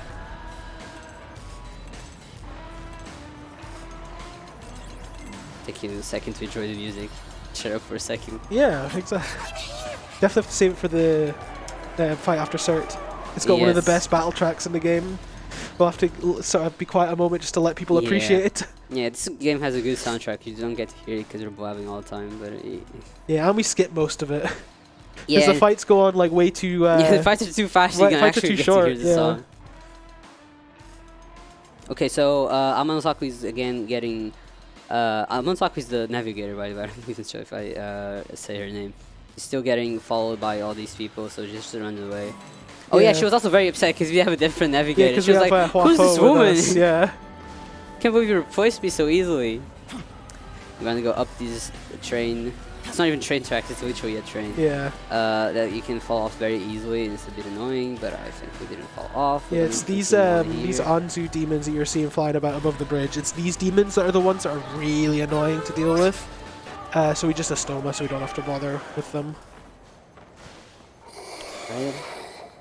And we are getting to the area that we're supposed to get. So we were told to come here so we could get a talisman. Is that how you pronounce it? Yeah, talisman. Yeah, That could it could. What can you make it? It's a talisman so you can get through the firewall, and then you defeat Cert, and the wall comes down. Yeah. That's the plan. Yeah, because Cert's essentially using his power to just have a really big and really hot wall of fire to stop Bethel from progressing any further. Yeah, and they're like they're basically trapped on the demon area where all the other demons are, so they can't progress to the big god that is like commanding this army. Yeah. So that's why they're getting their ass kicked because they can't do anything because of Cert. Yeah, so we speak to these guys. They just give it to us.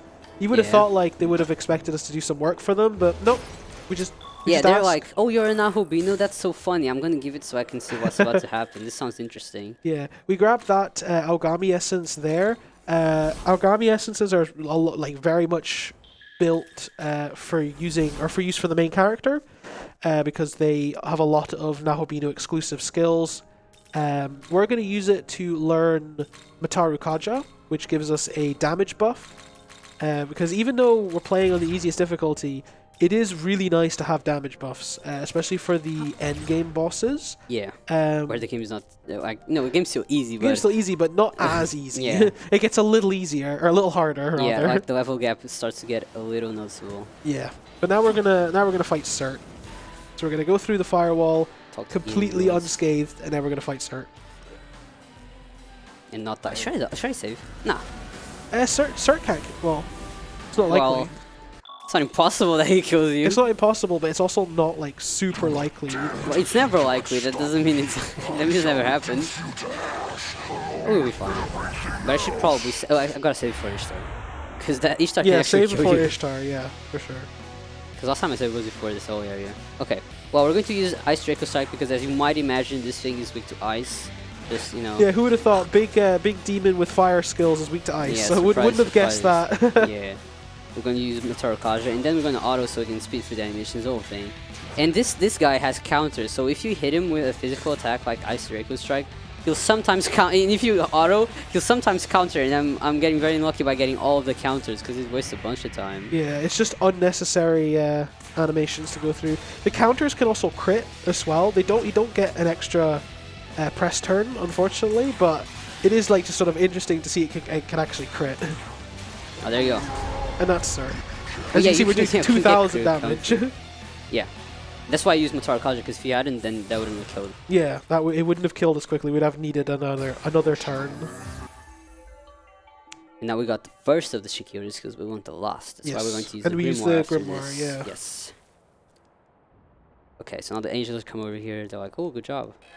And they give you money, which is good. It's like our little allowance for basically saving all of them. Yeah, they sort of reward us with money, which we need later. We need just shortly anyway to buy some more items. They give you the money so you can actually pay the Karabia. Should we pay the Karabia? The first one. Or do half, so we still have the money. I mean, like half twice? No, just half the first time. Screw the second time. That way. Okay. Alright, I'm like thinking, what's best? Like, it doesn't really matter either way. You're always going to as get long as you don't give them both, we have plenty of cash. Yeah, no, both we can't afford that. Okay, what we're mentioning is that there's a demon coming up that says, oh, the big fight coming up, which is like the last of the area, so it's the hardest, is really strong. Has a lot of press turns and it has the same strength as it did 100 years ago or something like that when the big war happened. But there's a way of making it easier by defeating these pillars. You see like this red light in the background? That's one of the pillars, and there's like how many spread about? Like three or four? No, there's more than 3. It's like 6. Well, it could be half. Okay. And if you pay the Karabia, which is this demon right here, it'll tell you where the pillars are. Actually, here it just tells us where what 7, it is. That's what it is. Yeah, it's 7. Yeah, that's right. There you go. See, this is where the pillars are. And if you pay, it'll tell us where they are. But you can just threaten it and then it just you don't anyway. actually have to pay it. You can say, I'm not paying you, and he will be like, okay, I'll tell you anyway. Yeah, and the big difference is the alignment. So you might have noticed that we're making like all of these dialogue choices. They are actually relevant. Oh, wait, I've got one more. Each of the alignment choices that you make, even the dialogue choices that you make will change your alignment. It'll lead to a different ending. Well, slightly different. It doesn't really, in the grand scheme of things, it's... Let's say that. Then people will think that the game isn't worth playing. No, say it's very different. Trust me, the game is worth playing for the gameplay alone. Like, it's one of the most refined Mega 10 games we've got so far. So, kinda. Oh, I gotta use Grimoire. Yeah, so both of those like choices that happen when I'm like in the middle of a cutscene, I gotta like those big ones have like text, and these ones they add points to your alignment, and then it'll change your ending. In this game, you actually don't you're not locked out of summoning certain demons because of your alignment. But in most other Mega 10 games, your alignment is just like a constant factor in which demons you have to. Which demons you can summon and fuse, which demons it'll influence your entire playthrough. Yeah, it's a relic from like classic Mega 10. It's not really used anymore. That's the classic Mega 10. Yeah. This is the Ishtar fight. This is the best battle theme in the game, so we should just appreciate it for a moment. Maybe I'll take this easily. I'll do this slowly. I have plenty of time. Yeah. So hopefully everyone can hear it. It's the best theme in the game. Okay, so now we're going to just appreciate the background. As you can see, it's very beautiful. Look at this beautiful brick building. This is when they used to make these. Okay, so Ishtar is weak to dark, so we're going to use Black Draco Strike. Great animation over there. And now we're going to use Mataru Kaja again. Boost our attack. Wow. And now we're going to use Black Draco Strike again. Big strategy over here. And now we're going to use a mirror. So I haven't really explained... Oh, I have explained mirrors because I have explained Reflect. Do you remember when I explained Reflect, like the first 20 minutes of the run? We're going to be using a magic mirror on the protagonist. And here's the thing. Ishtar has 8 press turns. And if we get her to... Which one should I use? Nalbino. Yeah, Nalbino. If we get her to attack us, not only will she deal a lot of damage to herself... Oof, that's scary. That's like the worst thing that can happen. Okay, fine. Attack us? No, so come on, attack us. So we should have actually put it on Black Frost. Oh, come on! There you go, there you go, see? And that does a lot of damage, so it's worth doing. Yeah, and so it does a lot of damage, and she loses she all died of before her... the best part of the song. No! And she loses all of her press turns, so if she used it on her first turn, she would have got, like, nothing. Yeah, so we get to hear the song later. I'll just do Vasky very slowly. Yeah. We've got plenty of time anyway, so... Yeah. So it's just Black Draco Strike, Mataru Kaja, and that's like the main strategy for a while, really. Yes, and we're actually still going to do some more Reflect strategies. This one's the most important one because Ishtar has 8 press turns just by default because of all the pillars. It's like 1 per pillar plus her, her being in the party. Yeah.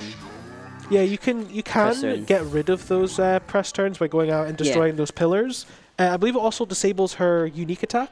I believe. Yes, it does. A dreadful gleam or something. Like that. Which is like on the harder difficulties. I don't think even on the harder difficulties you destroy them, do you? You just fight. I did it on normal, but casually, yeah. But like in the hard on the speedrun. Oh really? Yeah, because I was scared of Ishtar. But most people that actually go for good times on other difficulties, they don't do it. Yeah, they just go for the reflect and just hope for a lot of damage. Yeah, and you gotta hope that because I'm not sure you can reflect that dreadful gleam because it pierces. So you have to survive that spell. I think so, yeah. So as you might have noticed, we go. Wait, what am I doing? Yeah, that's where I want to. We got a stoma.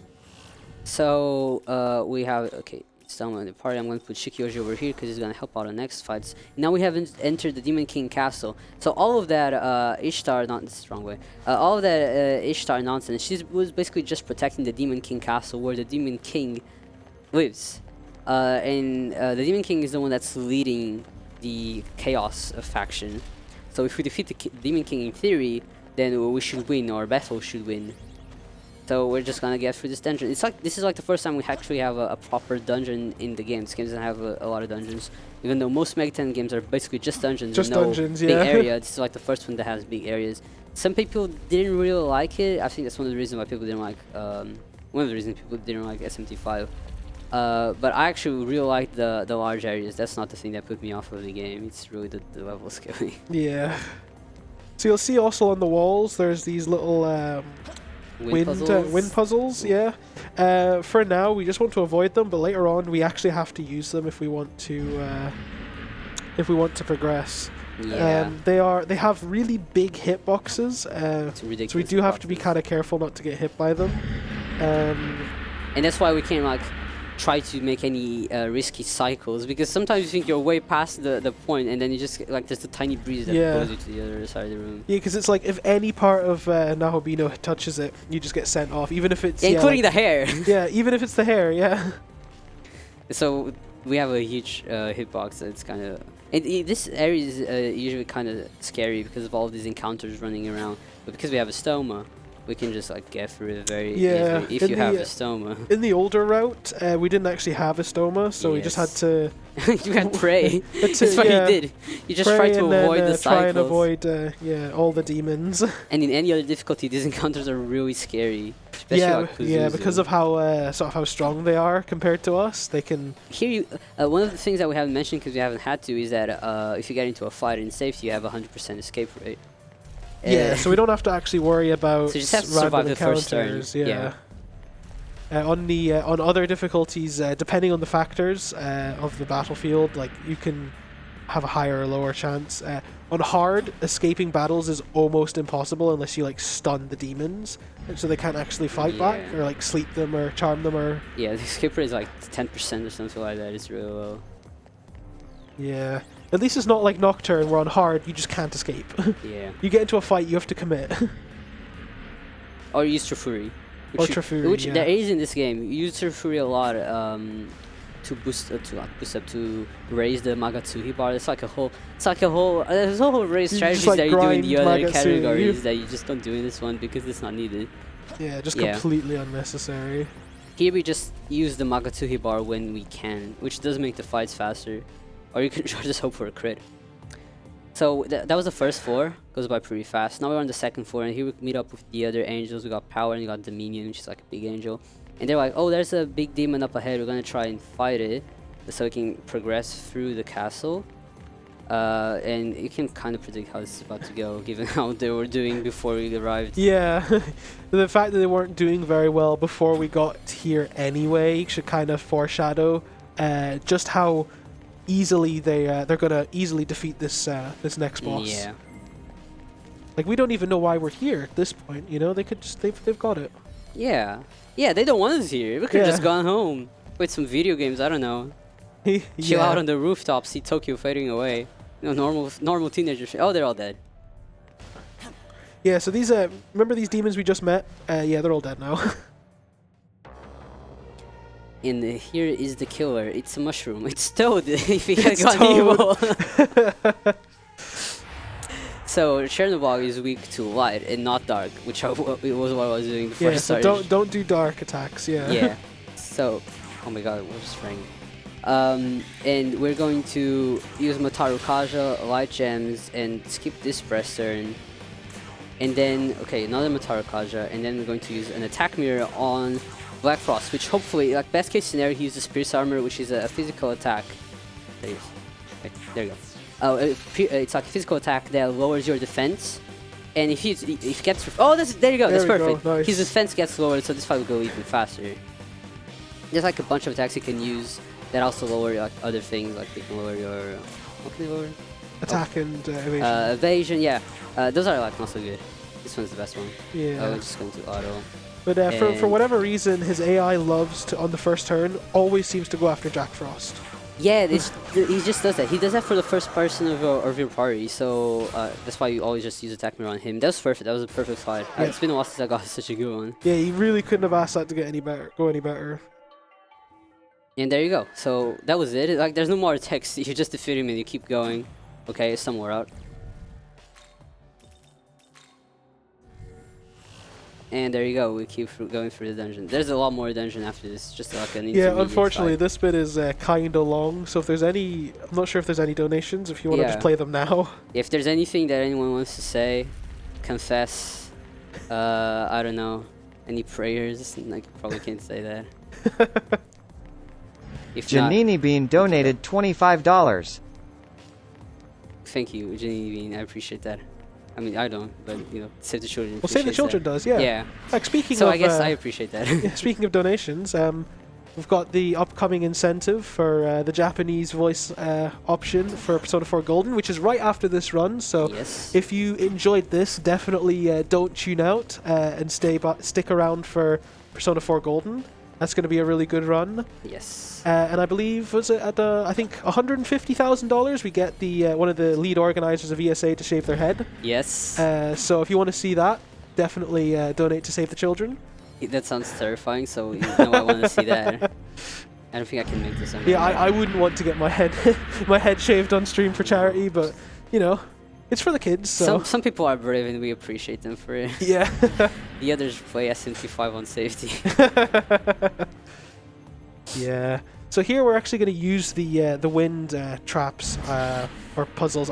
We don't actually know what they're called. I think it's wisdom. I think the update. So there was an update. I think the update notes called them wind puzzles. Yeah. So this wind puzzle area used to be a little harder. Not this one. The one on the further floor. There's a further floor, by the way. It doesn't end here. Yeah, unfortunately. And they made them slightly easier, but like the difficulty that they like the area that they made easier is just so easy anyway. So I have no idea like who complained about that one. That's what I want to know. Who was it? Yeah. So was it one of the developers' children? For some background context, yeah. The last room or last area here is the hardest one by far. It's got some really annoying and really specific timings for the wind puzzles, and we assume like there was just like general outcry from the community. There was like, oh, this room's too hard, so they changed it, but they didn't actually like change the bit that was hard. Yeah, they changed like the easiest puzzle in the room. There's like if it was that one, that last one on the first floor, it's easy, but I'd appreciate it because that one can get a little tight on the cycles, or that one on the third floor that we're about to see right after this. But no, it was like the silliest room. It's like a tiny little like room. one of the easiest puzzles in the whole dungeon. It's just one of those things that you don't know. Like maybe games having updates was not so good of a thing, Should go back to like SFC cartridges. Ooh, I made that. Okay, that's fine. I mean, you can still patch SFC cartridges, so. How? Oh, they re-released them. Yeah, or like new ROMs. Yeah, they re-released SMT1, made it worse. They re-released SMT2, they didn't fix anything. So maybe Atlas just shouldn't re-release or add patches or do anything really. I think there's a lot of things Atlas shouldn't do. yeah, there's a lot of things Atlas shouldn't do. Yeah, if you're like in like the wider Atlas community, you just sort of know that Atlas doesn't make sane decisions all the time. No. I guess like one of the more notable examples was the whole internet was like for years asking for ports of like Persona 3 and 4 and 5 to PC, and we only just got them. Yes, and we got portable. I guess some people wanted portable, but I would have preferred Fez, but that's we're not going to get into Mega 10 hot takes just now. I think we'll save them for later. For Nev's run because it's the Persona run. Yeah, so if you've got any Persona hot takes, save them for later. Just only general Mega 10 non-Persona on this stream. No, it's going to be 8 hours of hot takes, I'm sure. The only way to have it. Yeah, I mean, can you imagine a Mega 10 run without a controversy in the chat? Underwhelming. Yeah, I wouldn't know. I mean, we can't see the chat right now, so... No. Yeah, go ahead and post everything you want to say. Yeah, post all your hot takes. We're not reading them, so we can't get offended. Yeah, DM me on Twitter all your... Actually, don't do that. No, at him on Twitter instead. No, that's even worse. Oh, I don't know how I did that. Alright, so we're on the third floor. I'm not sure if you noticed, but finally we are here. It's like my least favorite and also my favorite floor. It's like the most interesting one, but it's a bit of a mess. Some of the puzzles are really annoying, yeah. Okay, use the Selma again. And, okay, here we go. We're actually still doing pretty good on time. We're just at 1:34. I'm gonna fall or something, I don't know. I'll run into a wall. Don't jinx it. Yeah, no, I shouldn't jinx it. I've been falling a lot. I mean, it's supposed to show a good run. People are gonna think that's like the main way to do it. Yeah, if you fall, just say it's faster that way. Yeah, like we have to backtrack, but it's faster. Yeah, this setup's like a really good cycle. It's all part of the plan.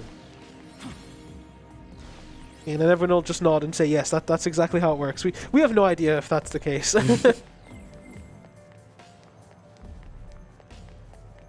Yeah, unfortunately, there's not really much to say.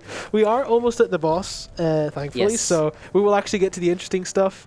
But yeah, unfortunately, with these dungeons where there's just running around with a stoma, there's not really much to talk about. I remember something I was meant to say earlier, which is very important that I say here in front. Oh, I'm supposed to hear. That thing where Mudo does damage, which didn't used to be like that. It comes from Devil Children, so shoutouts to the Devil Children fans in chat. It might just be me, but shoutouts to them. All two of them. Yeah, they know who they are. Yeah. Did it actually do that in Devil Children? Yes, they did. I thought it was new to... No, and I'm pretty sure it's also in Apocalypse. Oh, so I just got here. I'm already getting... Yeah, so this Stop it! This is the puzzle that they nerfed. Yeah. You know what? Maybe they did well in nerfing it. Cause yeah, before on these platforms, there was also wind traps, puzzles. But first they just removed like 2 of them and then called it a day. Yeah. Even though this bit coming up is arguably the harder part. Yeah, this is a part where like you think we could like run all the way there, but you can't because of the like insane hitboxes on these things. Yeah. And on Nahubino. You can try, but you're not gonna get very far. Yeah, I still haven't seen a person that can do it. If you're like a mega platformer chat, come do this for me, please. Teach us how you do that, because it saves a good amount of time. We just need to find like an out of bounds or something. That would be so cool though. But just go like somehow just fall all the way to the 4th floor. Ah, that was that one. I don't know why I didn't take it. On, yeah. I was distracted. There you go. Honestly, I wouldn't be surprised if you could. No, like, are you kidding me? This is SMT5. I mean, if Persona 5 can go out of bounds, I don't see why SMT5 couldn't. Yeah. True. Yeah, Persona 5 looks a little more solid than SMT5. A bit better implemented. Yeah. Okay, this one we just hand around. You're going to turn all the way here so I can make this cycle. And first. Oh, nice. You actually got it. And this way. Okay, there you go. This is the end. Just gotta walk to the end and not fall.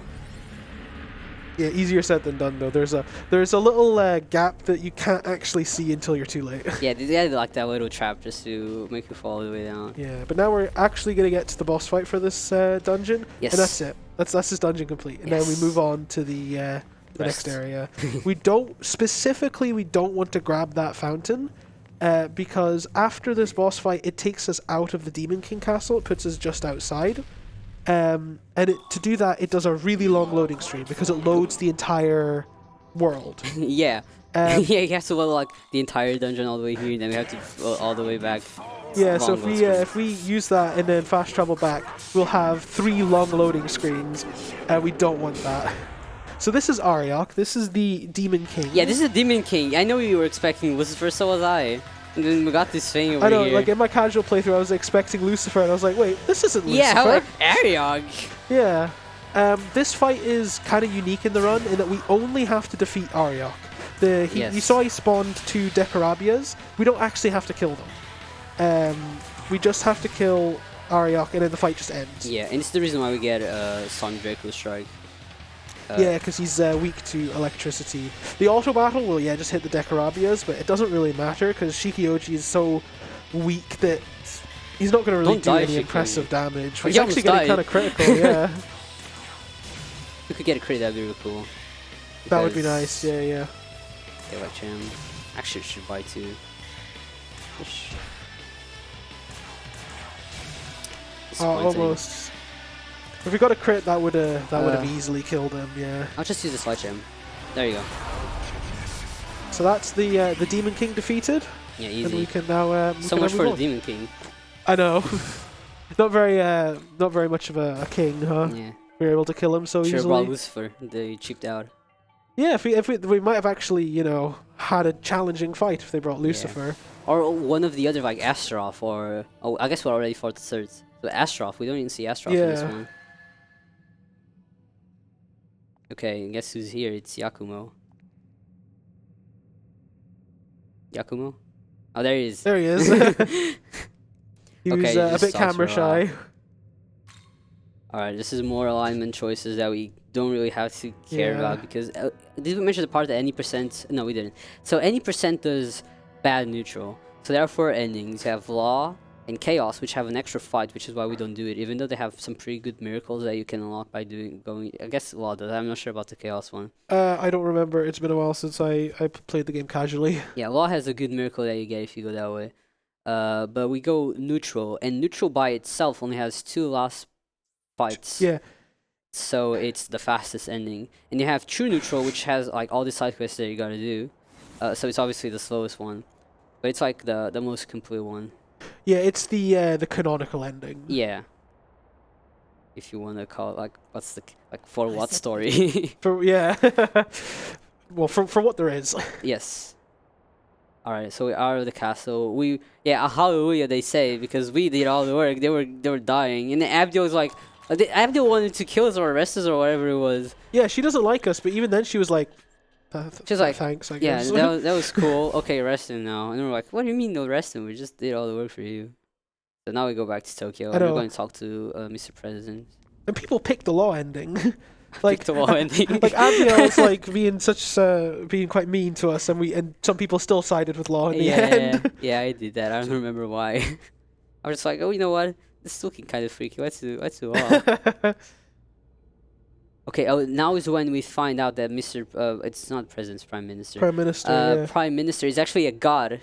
So I guess God was in chat the entire time. And he's actually the brother of the...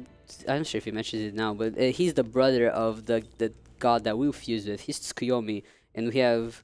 which one is ours? Well, Aogami is like essentially like a clone of some sort. They're not like brothers specifically. No, they are. They cloned the body. He made a replica.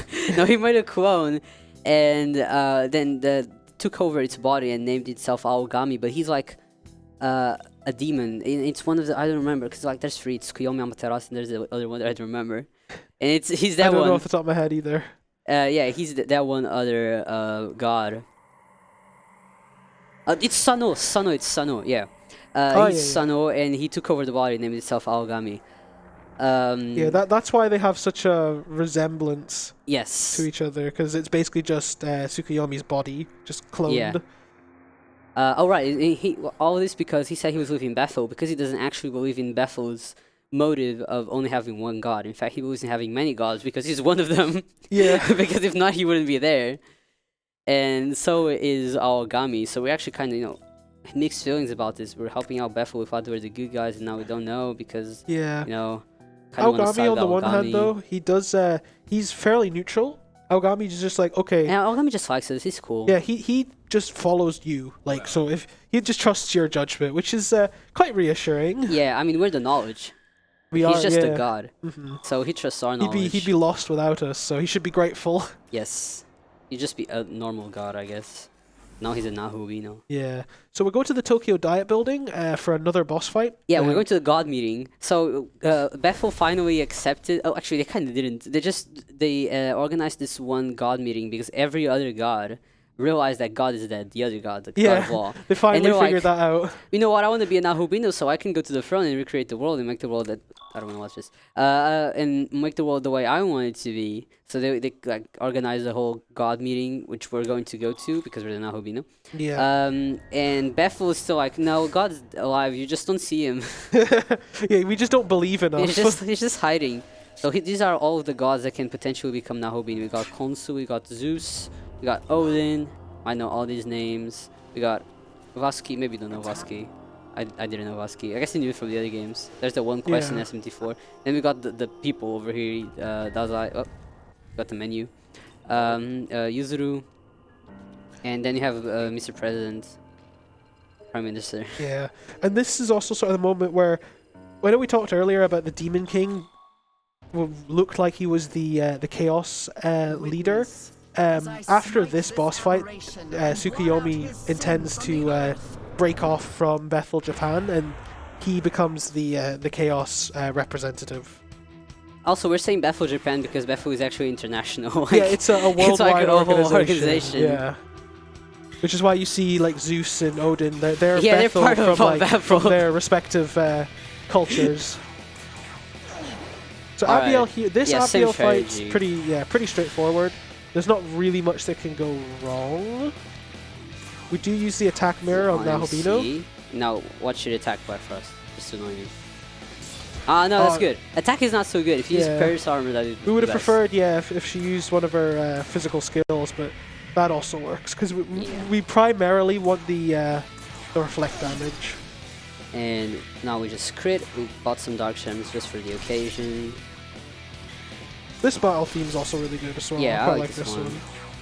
All the battlefields are pretty good. Yeah, definitely. And we've been saving Magatsuhi crit just for this occasion, and it won't kill because if it was Purse armor, it would have killed with this one. Yeah, we've gotten a bit luckier. So I guess one thing we never actually mentioned is that the demons can also use Magatsuhi skills. Yes. Never see them. Yeah, a lot of them in the context of enemies, it's more just a cue that they're going to use their signature attack. Yes, they're fixed. Like the one skill they use, it's fixed, and you can actually kind of predict it using a spyglass. Yeah, they also get, I believe they get crit as well, but then it's also just a cue for them to use their signature skill. I think the random encounters get crit, and the bosses have like a special one. Yeah.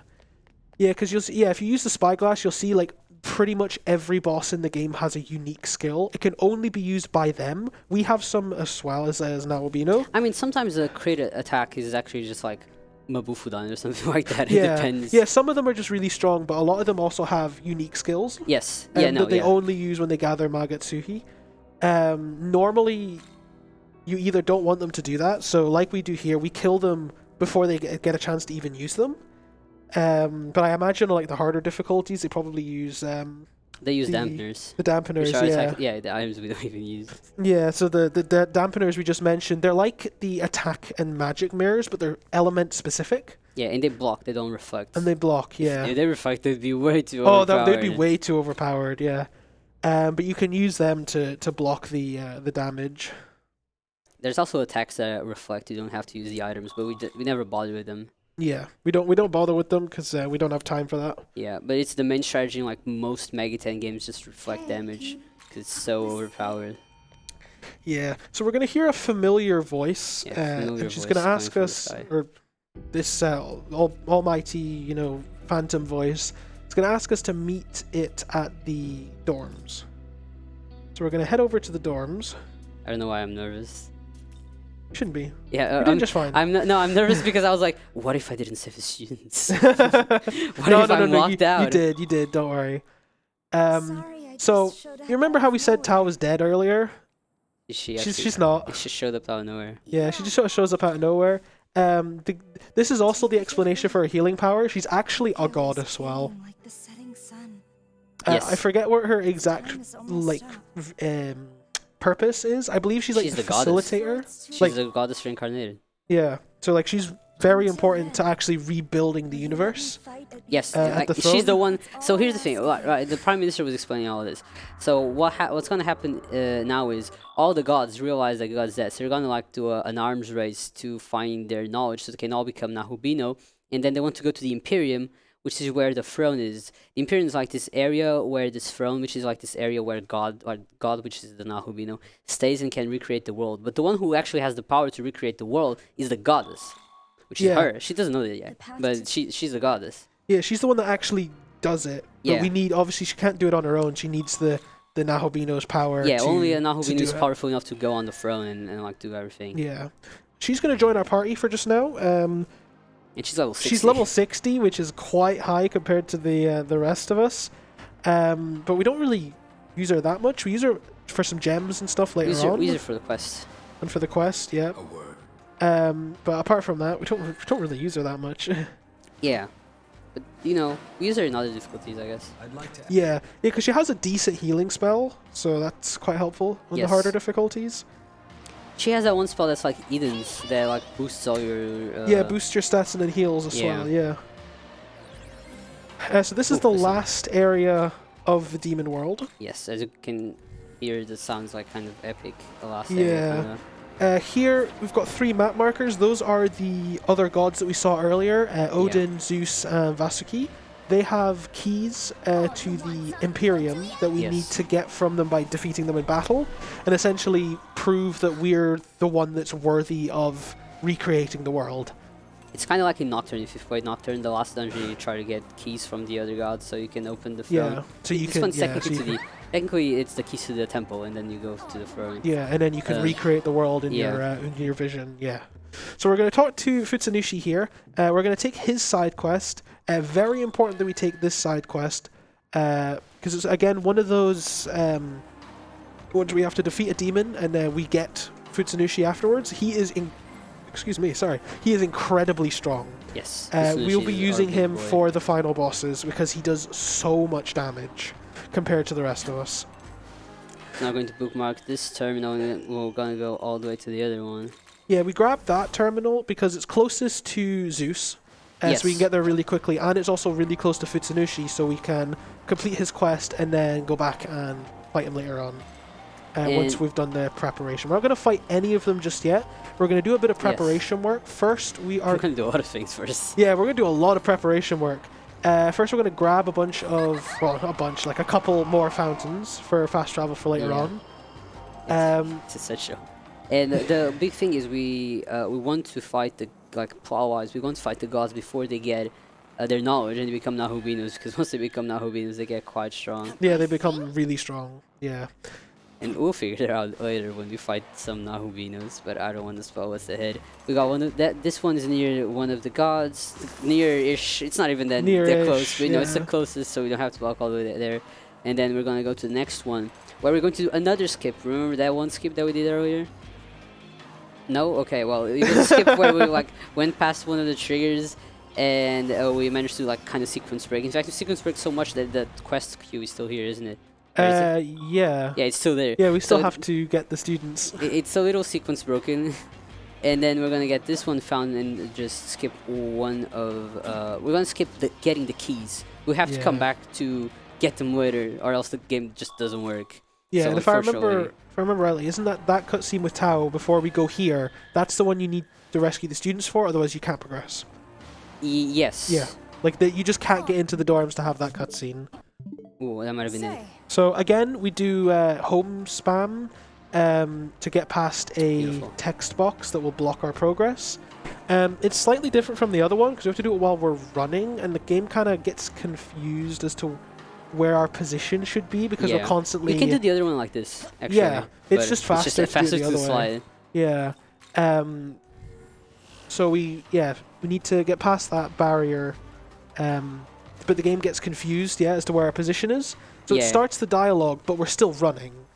So we get past the dialogue box, and then we you see Nahobino walking backwards, I guess in order to stop you getting trapped in the text box. But because we shoot past the text box, like earlier, it just lets us go past. It just lets us continue with no problem. And now we are at the temple, which is the place that we would be once we get all the keys. And we're gonna just get all of these terminals right away, which we can actually access at any point after, you know, after you unlock them. Yeah, even if you're not supposed to be here. Yeah, so what we're gonna do is we're gonna work our way through this temple, even though we're not supposed to. So you will notice, or you might not notice actually, some bosses won't spawn later on. That's fine. They will spawn anyway once we defeat spawn when we want them to. Yeah, once we defeat the 3 gods, they will spawn. Because we need to beat them to actually beat the game. But we can grab all the teleports here, and then we can just fast travel. Once we've actually got the keys, it saves so much time. And here we also get a couple of essences that we actually need for the boss fights to make them just even easier than they already are. Like at this point, the fights are just not as fast as they could have been because the level gap's starting to widen. Yeah, the only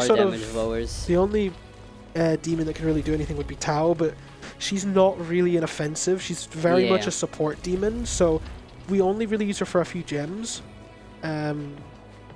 Because of her level, we don't really use her for anything else. And because we come here so early, we get access to the best essences in the game. Yep, there's a lot of everything top tier. else way easier. Yeah, there's a lot of top tier essences scattered around the whole dungeon. We only need 2 of them. Yeah, because they have the 2 skills. We don't even have that many demons, and we don't have Arts of Essences free to access like the really good spells. It would just take too long to get them, so we don't really need to worry about that stuff. Alright, and the big thing of this dungeon is that all the puzzles are based on the demon positioning. As you might notice, if you have a stoma, you don't really care about the demon positioning because you can just go right through them. Yeah, you're supposed to just breeze through this. You're supposed to take like longer paths around the demons, but yeah, because we have a stoma, it doesn't matter. Yeah, makes it really easy. If there's any donations, feel free to play them just now, because it's just like Demon King, just a bunch of running. Not really much we're going to do just now. Anonymous donated $50. Nice, thank you, Anonymous. Thank you, Anonymous. That's a generous donation. Thank you for helping save the children. Yes, that's the wrong answer. Oops. Anonymous confused me. Oh no, it was right. Yeah. No, Anonymous, I'm so sorry. So one of the gimmicks of this this dungeon is there are, I guess, time gates. Yes, the time stops. Yeah, you walk through them and time freezes, which is good for us technically because then we don't have to worry about fighting any demons because they're all frozen. But at the same time, doors don't work, and we need to go through some doors to actually progress. So normally you'd want to like start and then figure your way around to get to the right gate. But again, because of a stoma, we can just walk past it. Yes. We don't actually have to really do anything. Rules. Any other game, Stoma would not like get these demons to go away, but this Stoma is really good. Shouts to Stoma fans in chat. Me. Even like casually, without a Stoma, you can get past them without having to do it legit. You can just bait the AI to leave a gap just wide enough that you can fit in without them hitting you. Yeah, that's true. But you know, it's dangerous. And these demons are really high level. They're really like high level. Like level 80. So they hit. Yeah, really high level, and they hurt a lot. So we're almost done with the second. Oh my god! Wow. That was right in front of that demon. That was a bit close. That one demon is the highest level demon evolved, and it's level like 89 or something like that. It's one of those demons you really don't want to hit. Yeah. Because he is so strong. Now we're on the final floor. There's one more after this, which is just a boss room. Yeah. And this is honestly probably like the easiest room. If you ask me, there's not this one. Yeah, this one's the easiest. You just go like this. Look, everyone can do it. You just right, left, right. Okay, there you go. GG's. Yeah. And if you don't have a stoma, you just have to bait the Ongyoki to which attack. Does have a very wide range, but you can do it. Yeah, you can. It's not that difficult. We were able to do it in practice. Yeah, exactly. So no, Hoxie ran into it. Oh, did yeah, I think so.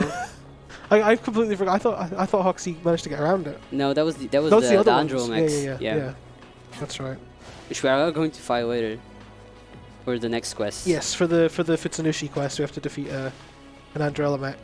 Not that difficult though. It's yeah, there's only one of them. There's not like 4. Yeah, here if you walk into any of those like lines of Andrelomechs, you fight all of them, which is annoying. And I believe don't they only despawn one of them when you actually finish the fight? But you have to fight like 3 of them. I'm not sure actually. I wouldn't be surprised. I don't remember.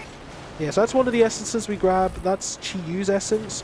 We use that for Futsunushi because it knows a really important skill. We'll talk about that when we actually do the essence fusion. But it is very important. It's not strictly necessary, but it's highly recommended. Highly recommended.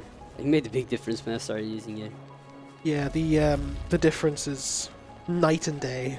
I don't know who suggested it, but I know another Portuguese runner, had some really good strats. So shout out to Ingiki, who I stole a lot of things off of his route to make this one faster. It's not stealing; it's inspired. Yeah, exactly. So this is the top of the dungeon. Normally we'd get a boss fight here, but again, because we don't have the keys from the 3 gods, the fight doesn't spawn.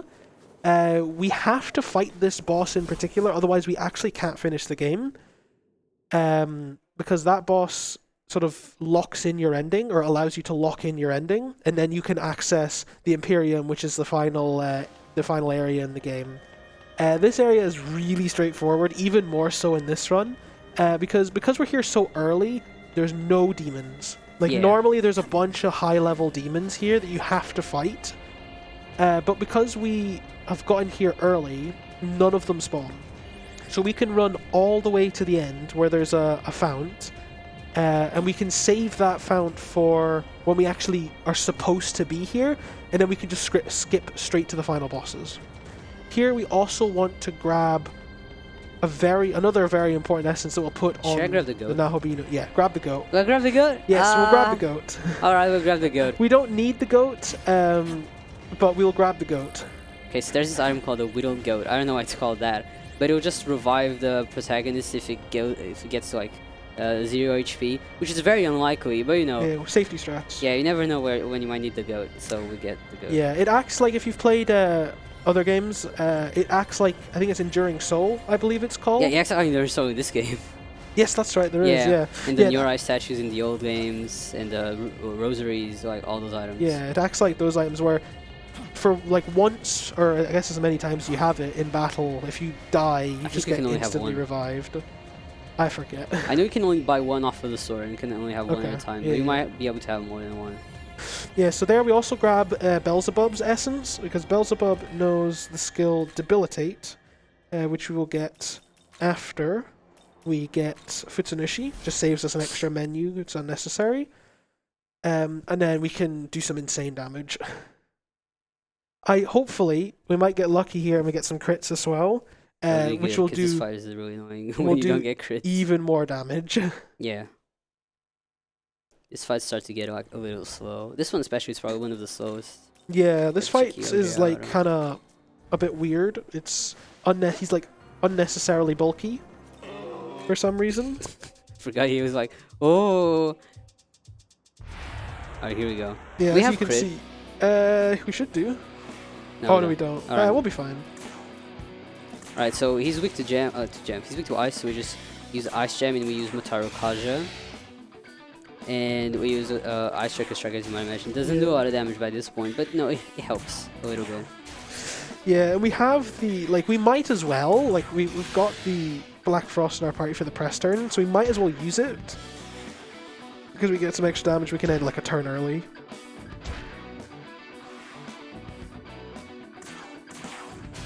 Yeah, we just see with Tao, because she's such a high level, like the gems just do a bunch of damage, at least compared to us. We're using the exact same gem, by the way. But like that just shows you how important level scaling is.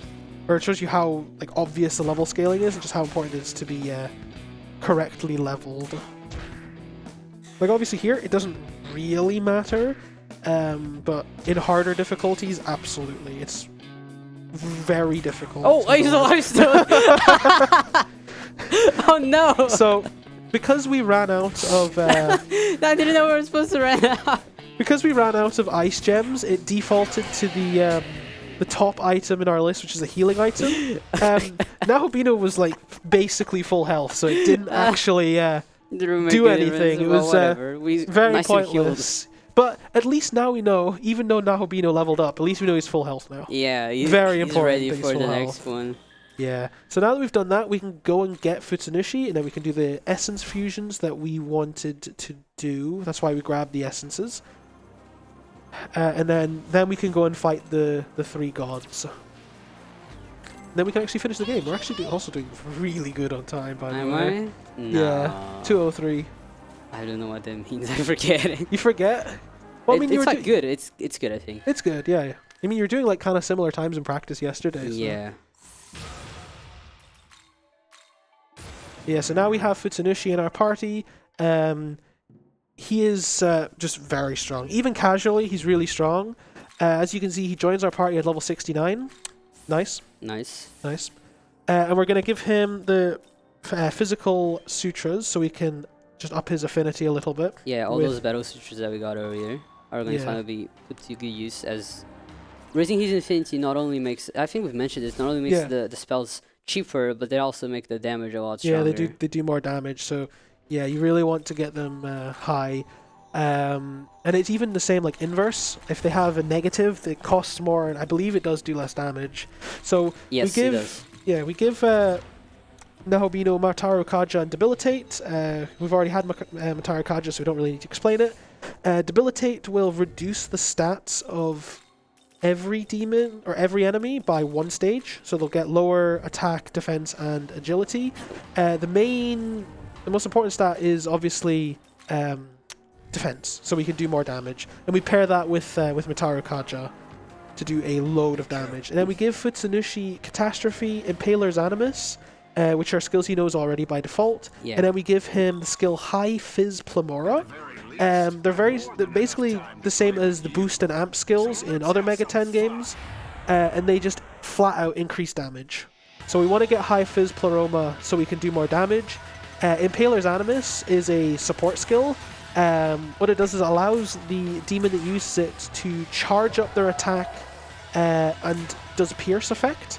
So even if the demon has like a resistance or blocks physical attacks, as you can see, we did just short of 12,000. Yeah, we did a lot of damage, and that's why we go for the Impaler's Animus, because it does, it like doubles your damage on the next physical hit, and then it pierces, so you don't have to worry about any physical resistances. That's auto. Ooh, that's crit. And we got a crit, nice. Ideally, we want to get a crit on the Catastrophe with the Impaler's Animus. Yeah, that's like insane damage. It will do like easily like 15,000 damage. Easily. Like, I believe with Vasuki, you can actually one-shot him if you get lucky with the crit. You can definitely, you do like 17,000 k and you one-shot him. I've had that happen. It's very lucky. It's very unusual, uncommon, but it would be happens, really cool if we did. Yeah, I mean, I'm not trying to like manifesting a crit at any point. You still haven't gotten any. We've got a lot of misses. A lot of bad misses. We haven't gotten any lucky crits. We got crits at the end of battles, and that was it. Like, where it didn't matter. Yeah, that crit is like whatever. Yeah, it would have killed anyway, even without the crit. Yeah. So hopefully we get some good crit luck later on. So now we're gonna go and fight Odin. Yes. We have to do a bit of platforming for Odin because he's kind of high up. You'll see in just a second that it's like quite tall and there's a lot of you see these blocks over here. We're gonna go up. We have to climb all the way up to the top of that, and then we can fight Odin. For Odin, we do the exact same strats as we did for Zeus. We do the same for Vasuki as well. Because of how much damage Futsunushi does, it's just like any other strat just isn't really worth it. It would either take too much time or wouldn't do enough damage compared to what we already have. Yeah, this puzzle's easy enough. There's like a slight concern that you might fall, but like don't say that or I'll fall. But like we've been here more than enough times, we should be fine. Shouldn't be any problems. Don't say that. I mean, if you fall, at least I have a stone, so I'm not going to fall right into a Fafnir and die. Yeah. If it was any other category, I would worry about dying right into a Fafnir and dying. Yeah, Fafnir is one of those annoying demons in this area. I think I remember on my casual playthrough I fell near the top. That was soul-wrenching. Because you get so close and then you just mess up like the easiest jump. Casually, it's even hard to find out where you're supposed to start climbing. I think casually I had to look up like a really quick guide, like, how do I get up here? Because I checked everywhere. I could not figure it out. The map, for how useful it is, can sometimes really suck. Yeah. Because it doesn't really show height very well, for whatever reason. Be careful. Up here is the Odin fight we were just talking about. So you made it up just fine. Yeah, Nothing it's to worry fine. about. Easy game. Easy. Well, I mean, we are playing on easy. Sorry. Yeah, no, we're playing on safety. Yeah, that's true, actually. Yeah. Okay, there you go. This is one of the options that we're going to just ignore. Yeah, we're gonna politely ask him to give us his key. Obviously, he's gonna say no because he wants to become a Nahabino. Yeah. So now we must throw hands. But again, as I said earlier, exact same strats we did for Zeus. We're gonna charge with Futsunushi, and then debilitate. I should use debilitate actually. Yeah, debilitate or Mataru Kaja. It doesn't really matter for this first turn. Yeah, I guess you get the same sort of effect. Yeah. Yeah, 10k. Still good damage, but we really want that crit. It'd be so nice. We don't really bother charging the second attack because it we do enough damage. Oh, I didn't kill him. It didn't actually kill him. Yes, he gets the crit, of course. Yeah, of course. There we go. Easy enough. But yeah, normally we'd use Debilitate and Mataru Kaja. Just because of how low he was, we didn't really... If I used the first shot, he would have died, necessary. but I was just like, oh, I don't. Yeah, probably, yeah. Because he would have got the weak. But now we can go down and fight Vasuki, and then we can actually... we can go to the end of the game. Yes. Then we have just a couple more fights before a couple more the fights, game. and then, yeah, then that's the game over. I'm not hopefully not the game over. Well, the game over, as in, like, we beat the game. Hopefully the end of the game. Yeah, the end of the game, you know? Hopefully we don't see a game over. I mean, Abdiel. But, you know, let's just hope not. Well, that's what the goat's for. The goat's for Abdiel. Yeah, that's why you get the goat. Yeah, it's, see, we planned this ahead of time. Alright, off to the last of the fountains that we need to get. Yeah, this area is not as confusing as Odin's area, but I still managed to get... this smaller area. This small area, yeah. Okay. But I still managed to get lost. I don't know how I did that. It's just hard to see where you're supposed to like start climbing up. Yeah. Yeah, because of this, we still actually haven't figured this out. We don't know if this is sand or snow. We think it's snow because it's white like snow, but it also looks like it uses the exact same texture as grass. It's grass? No, it's sand. Yeah, there's sand everywhere in the other ones. Yeah. Yeah, as you might have noticed, the game has a very sandy theme. Yeah, we also meet Nua and Yakumo, who are basically like, you're gonna destroy the throne, right? Like, yeah, please do. He's like, you're gonna join us, right? Yeah. And I mean, they're the only ones that asked this, so we're like, might as well. The other ones yeah, don't at least they us. ask. Yeah, user doesn't even talk to us. He doesn't care. Dazai is having a midlife crisis. Yeah.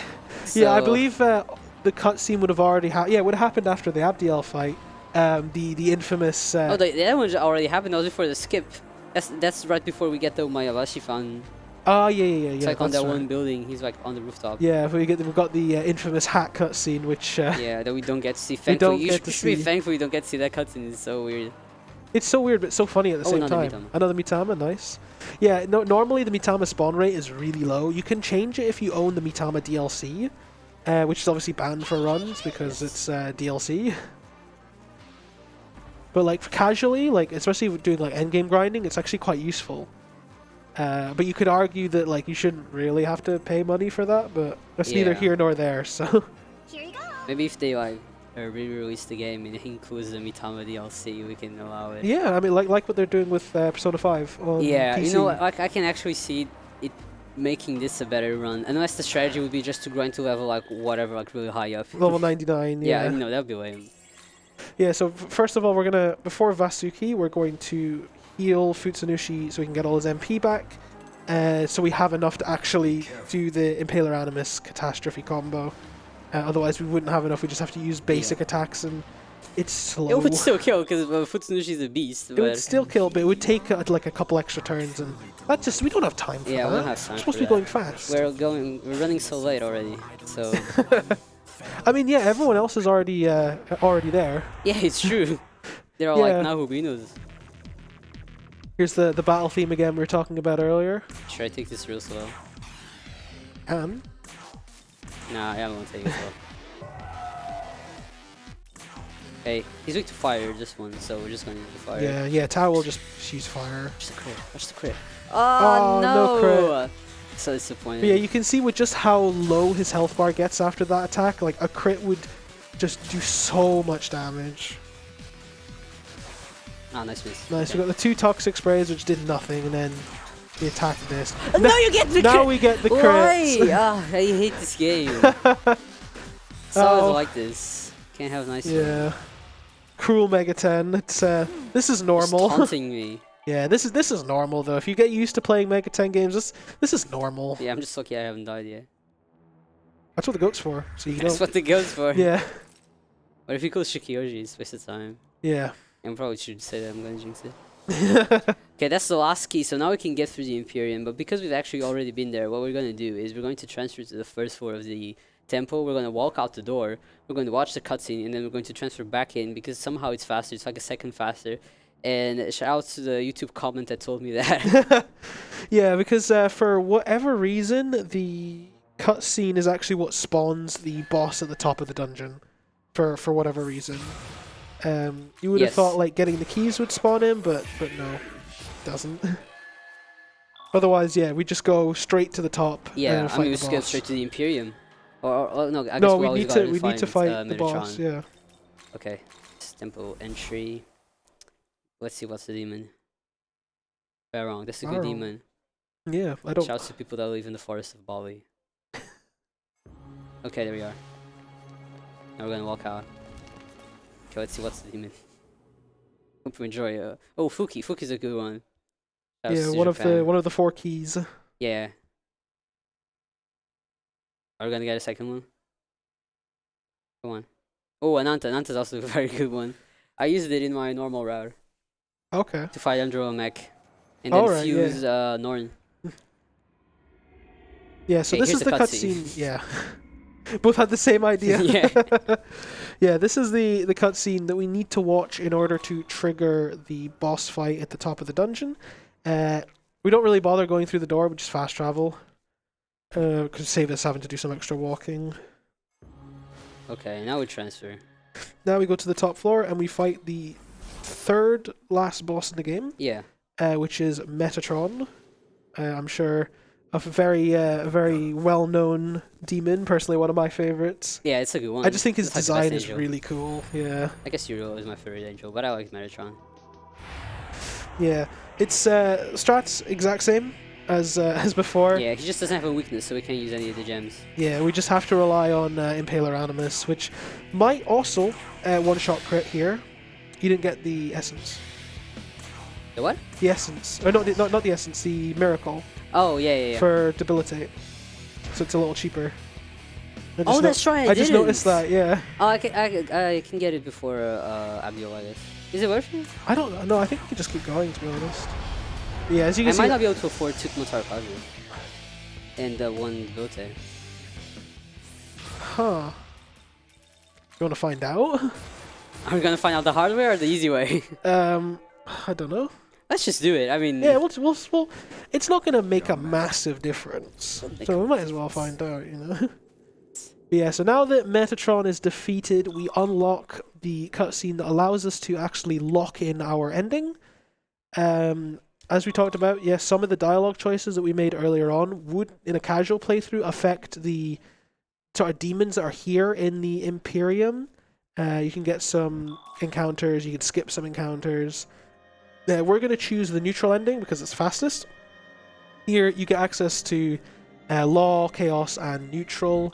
And if you get the requirements for true neutral, which is a whole like checklist of different things, I believe neutral is replaced with the true neutral option. you get to do both. There's like You an can do both, extra okay. option to ask which one you want to do. Yeah, and then that's the quote-unquote canonical ending. Yes. So we need to make sure we pick the right That's option. what I was gonna say. Let me make sure I pick the right option. Or... It is too easy. Thankfully, we haven't done it in practice, but it's too easy to pick the wrong option. We want to destroy the throne. That's the neutral option. And the top option, I believe, is law, and the middle one was chaos, if I remember rightly. That's right. But now we're in the Imperium. Remember, we saw this earlier. Because we got the checkpoint at the very end of the Imperium, we can just fast travel to it from here. Like, there's a checkpoint here at the beginning. Tao also leaves our party because reasons. She didn't really feel like being with us anymore. She doesn't like the fact that we're going to destroy the throne. I mean, she's like the throne master. Yeah, but then she leaves us in all the other category or endings as well. So. Yeah, that's true. Okay, we're gonna get the rest of the people in here. I gotta heal.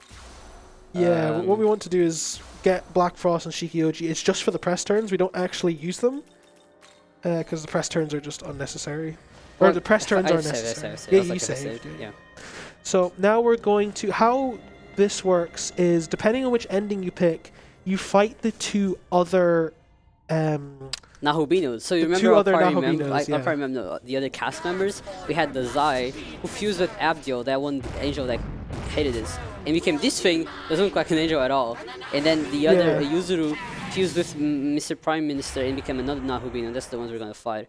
Yeah, we fight them because we picked neutral. If we picked chaos or law, we would fight Nua, Nahubino Nua instead. Yakumo. But here it's just debilitate, charge, and then Mitara Kaja as well. I should use Mitara. Yeah. Oh no. It should be fine. Should be fine with that. I forgot about that, and I even cancelled autos. I'm just wasting my time. We also save the Magatsui crit here because this is the one sketchy fight in the run. This is like. That's why we have the goat. Yeah, it's ironic because it's the last fight in the run, but it is also the run that can really sort of end the run if you're not careful. We got the goat to protect us from that just in case. She's luster candy. Yeah, we're gonna have enough for the two. Like we don't actually need the essences, or the miracles rather. We can just write them out. Yeah. No, I'm just like worried about what's about to happen because she's luster candy, so now I do a lot less damage. Yeah, I'll just Yeah, just Mitara Kaja. This might be. Oh no, she's in phase 3. Oh, it's like the worst thing that could have happened. I was hoping she wouldn't be in phase 3. Yeah, because you want to charge up. I might die straight up. Look at that. I mean, I have the goat. You have the goat, so you'll be fine. But Shikioji, on the other hand, I'll just revive Shikioji. Oh, yeah, we're fine. If we could get a crit here, it'd be so good. Come on, game, come through. Probably should have charged first. Yeah. I'll just auto. I'm not autoing. There you go. There we go. So that was a little unoptimal. We just got a little unlucky with Abdiel going into our last phase a bit too early. Yeah, that kind of like freaked me out. I wasn't sure what to do. Yeah. Here we also unlock Fizz Pleroma as well because he naturally learns it. They stack, so you can actually get even more damage by having both Plemoras in your lineup. So now we don't have to heal because everyone leveled up, and we get essentially a full heal when we level up. Yes.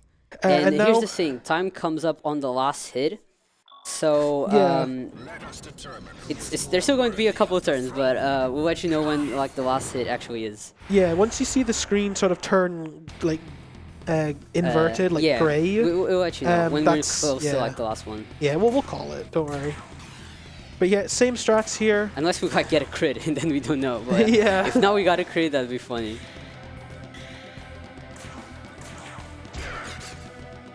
Now we're going to Mitara Kaja.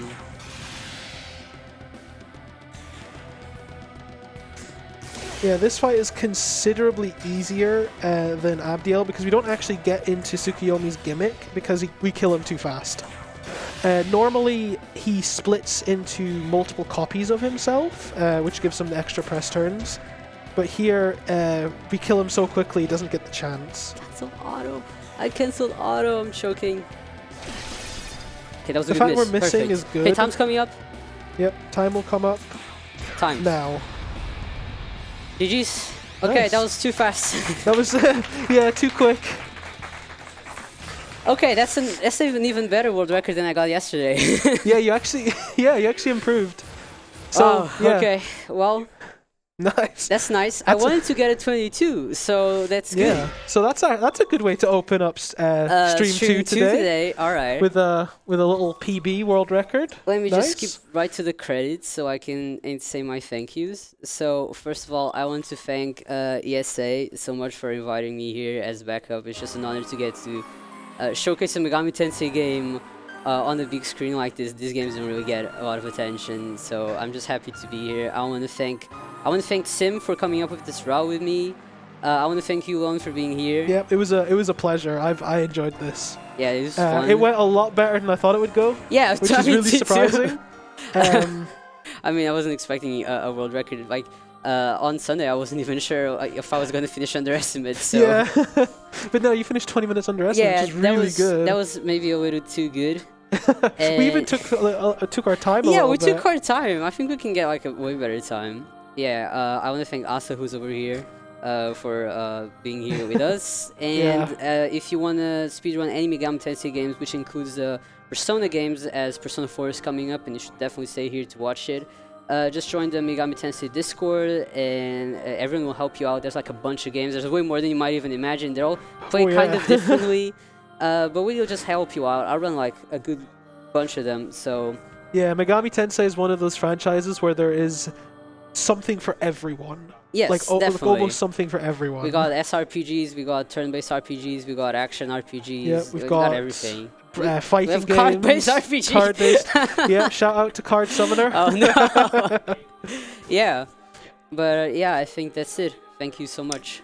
Yeah, I think we're ready to. Yeah, we're ready to transition over now. Yeah. Yeah.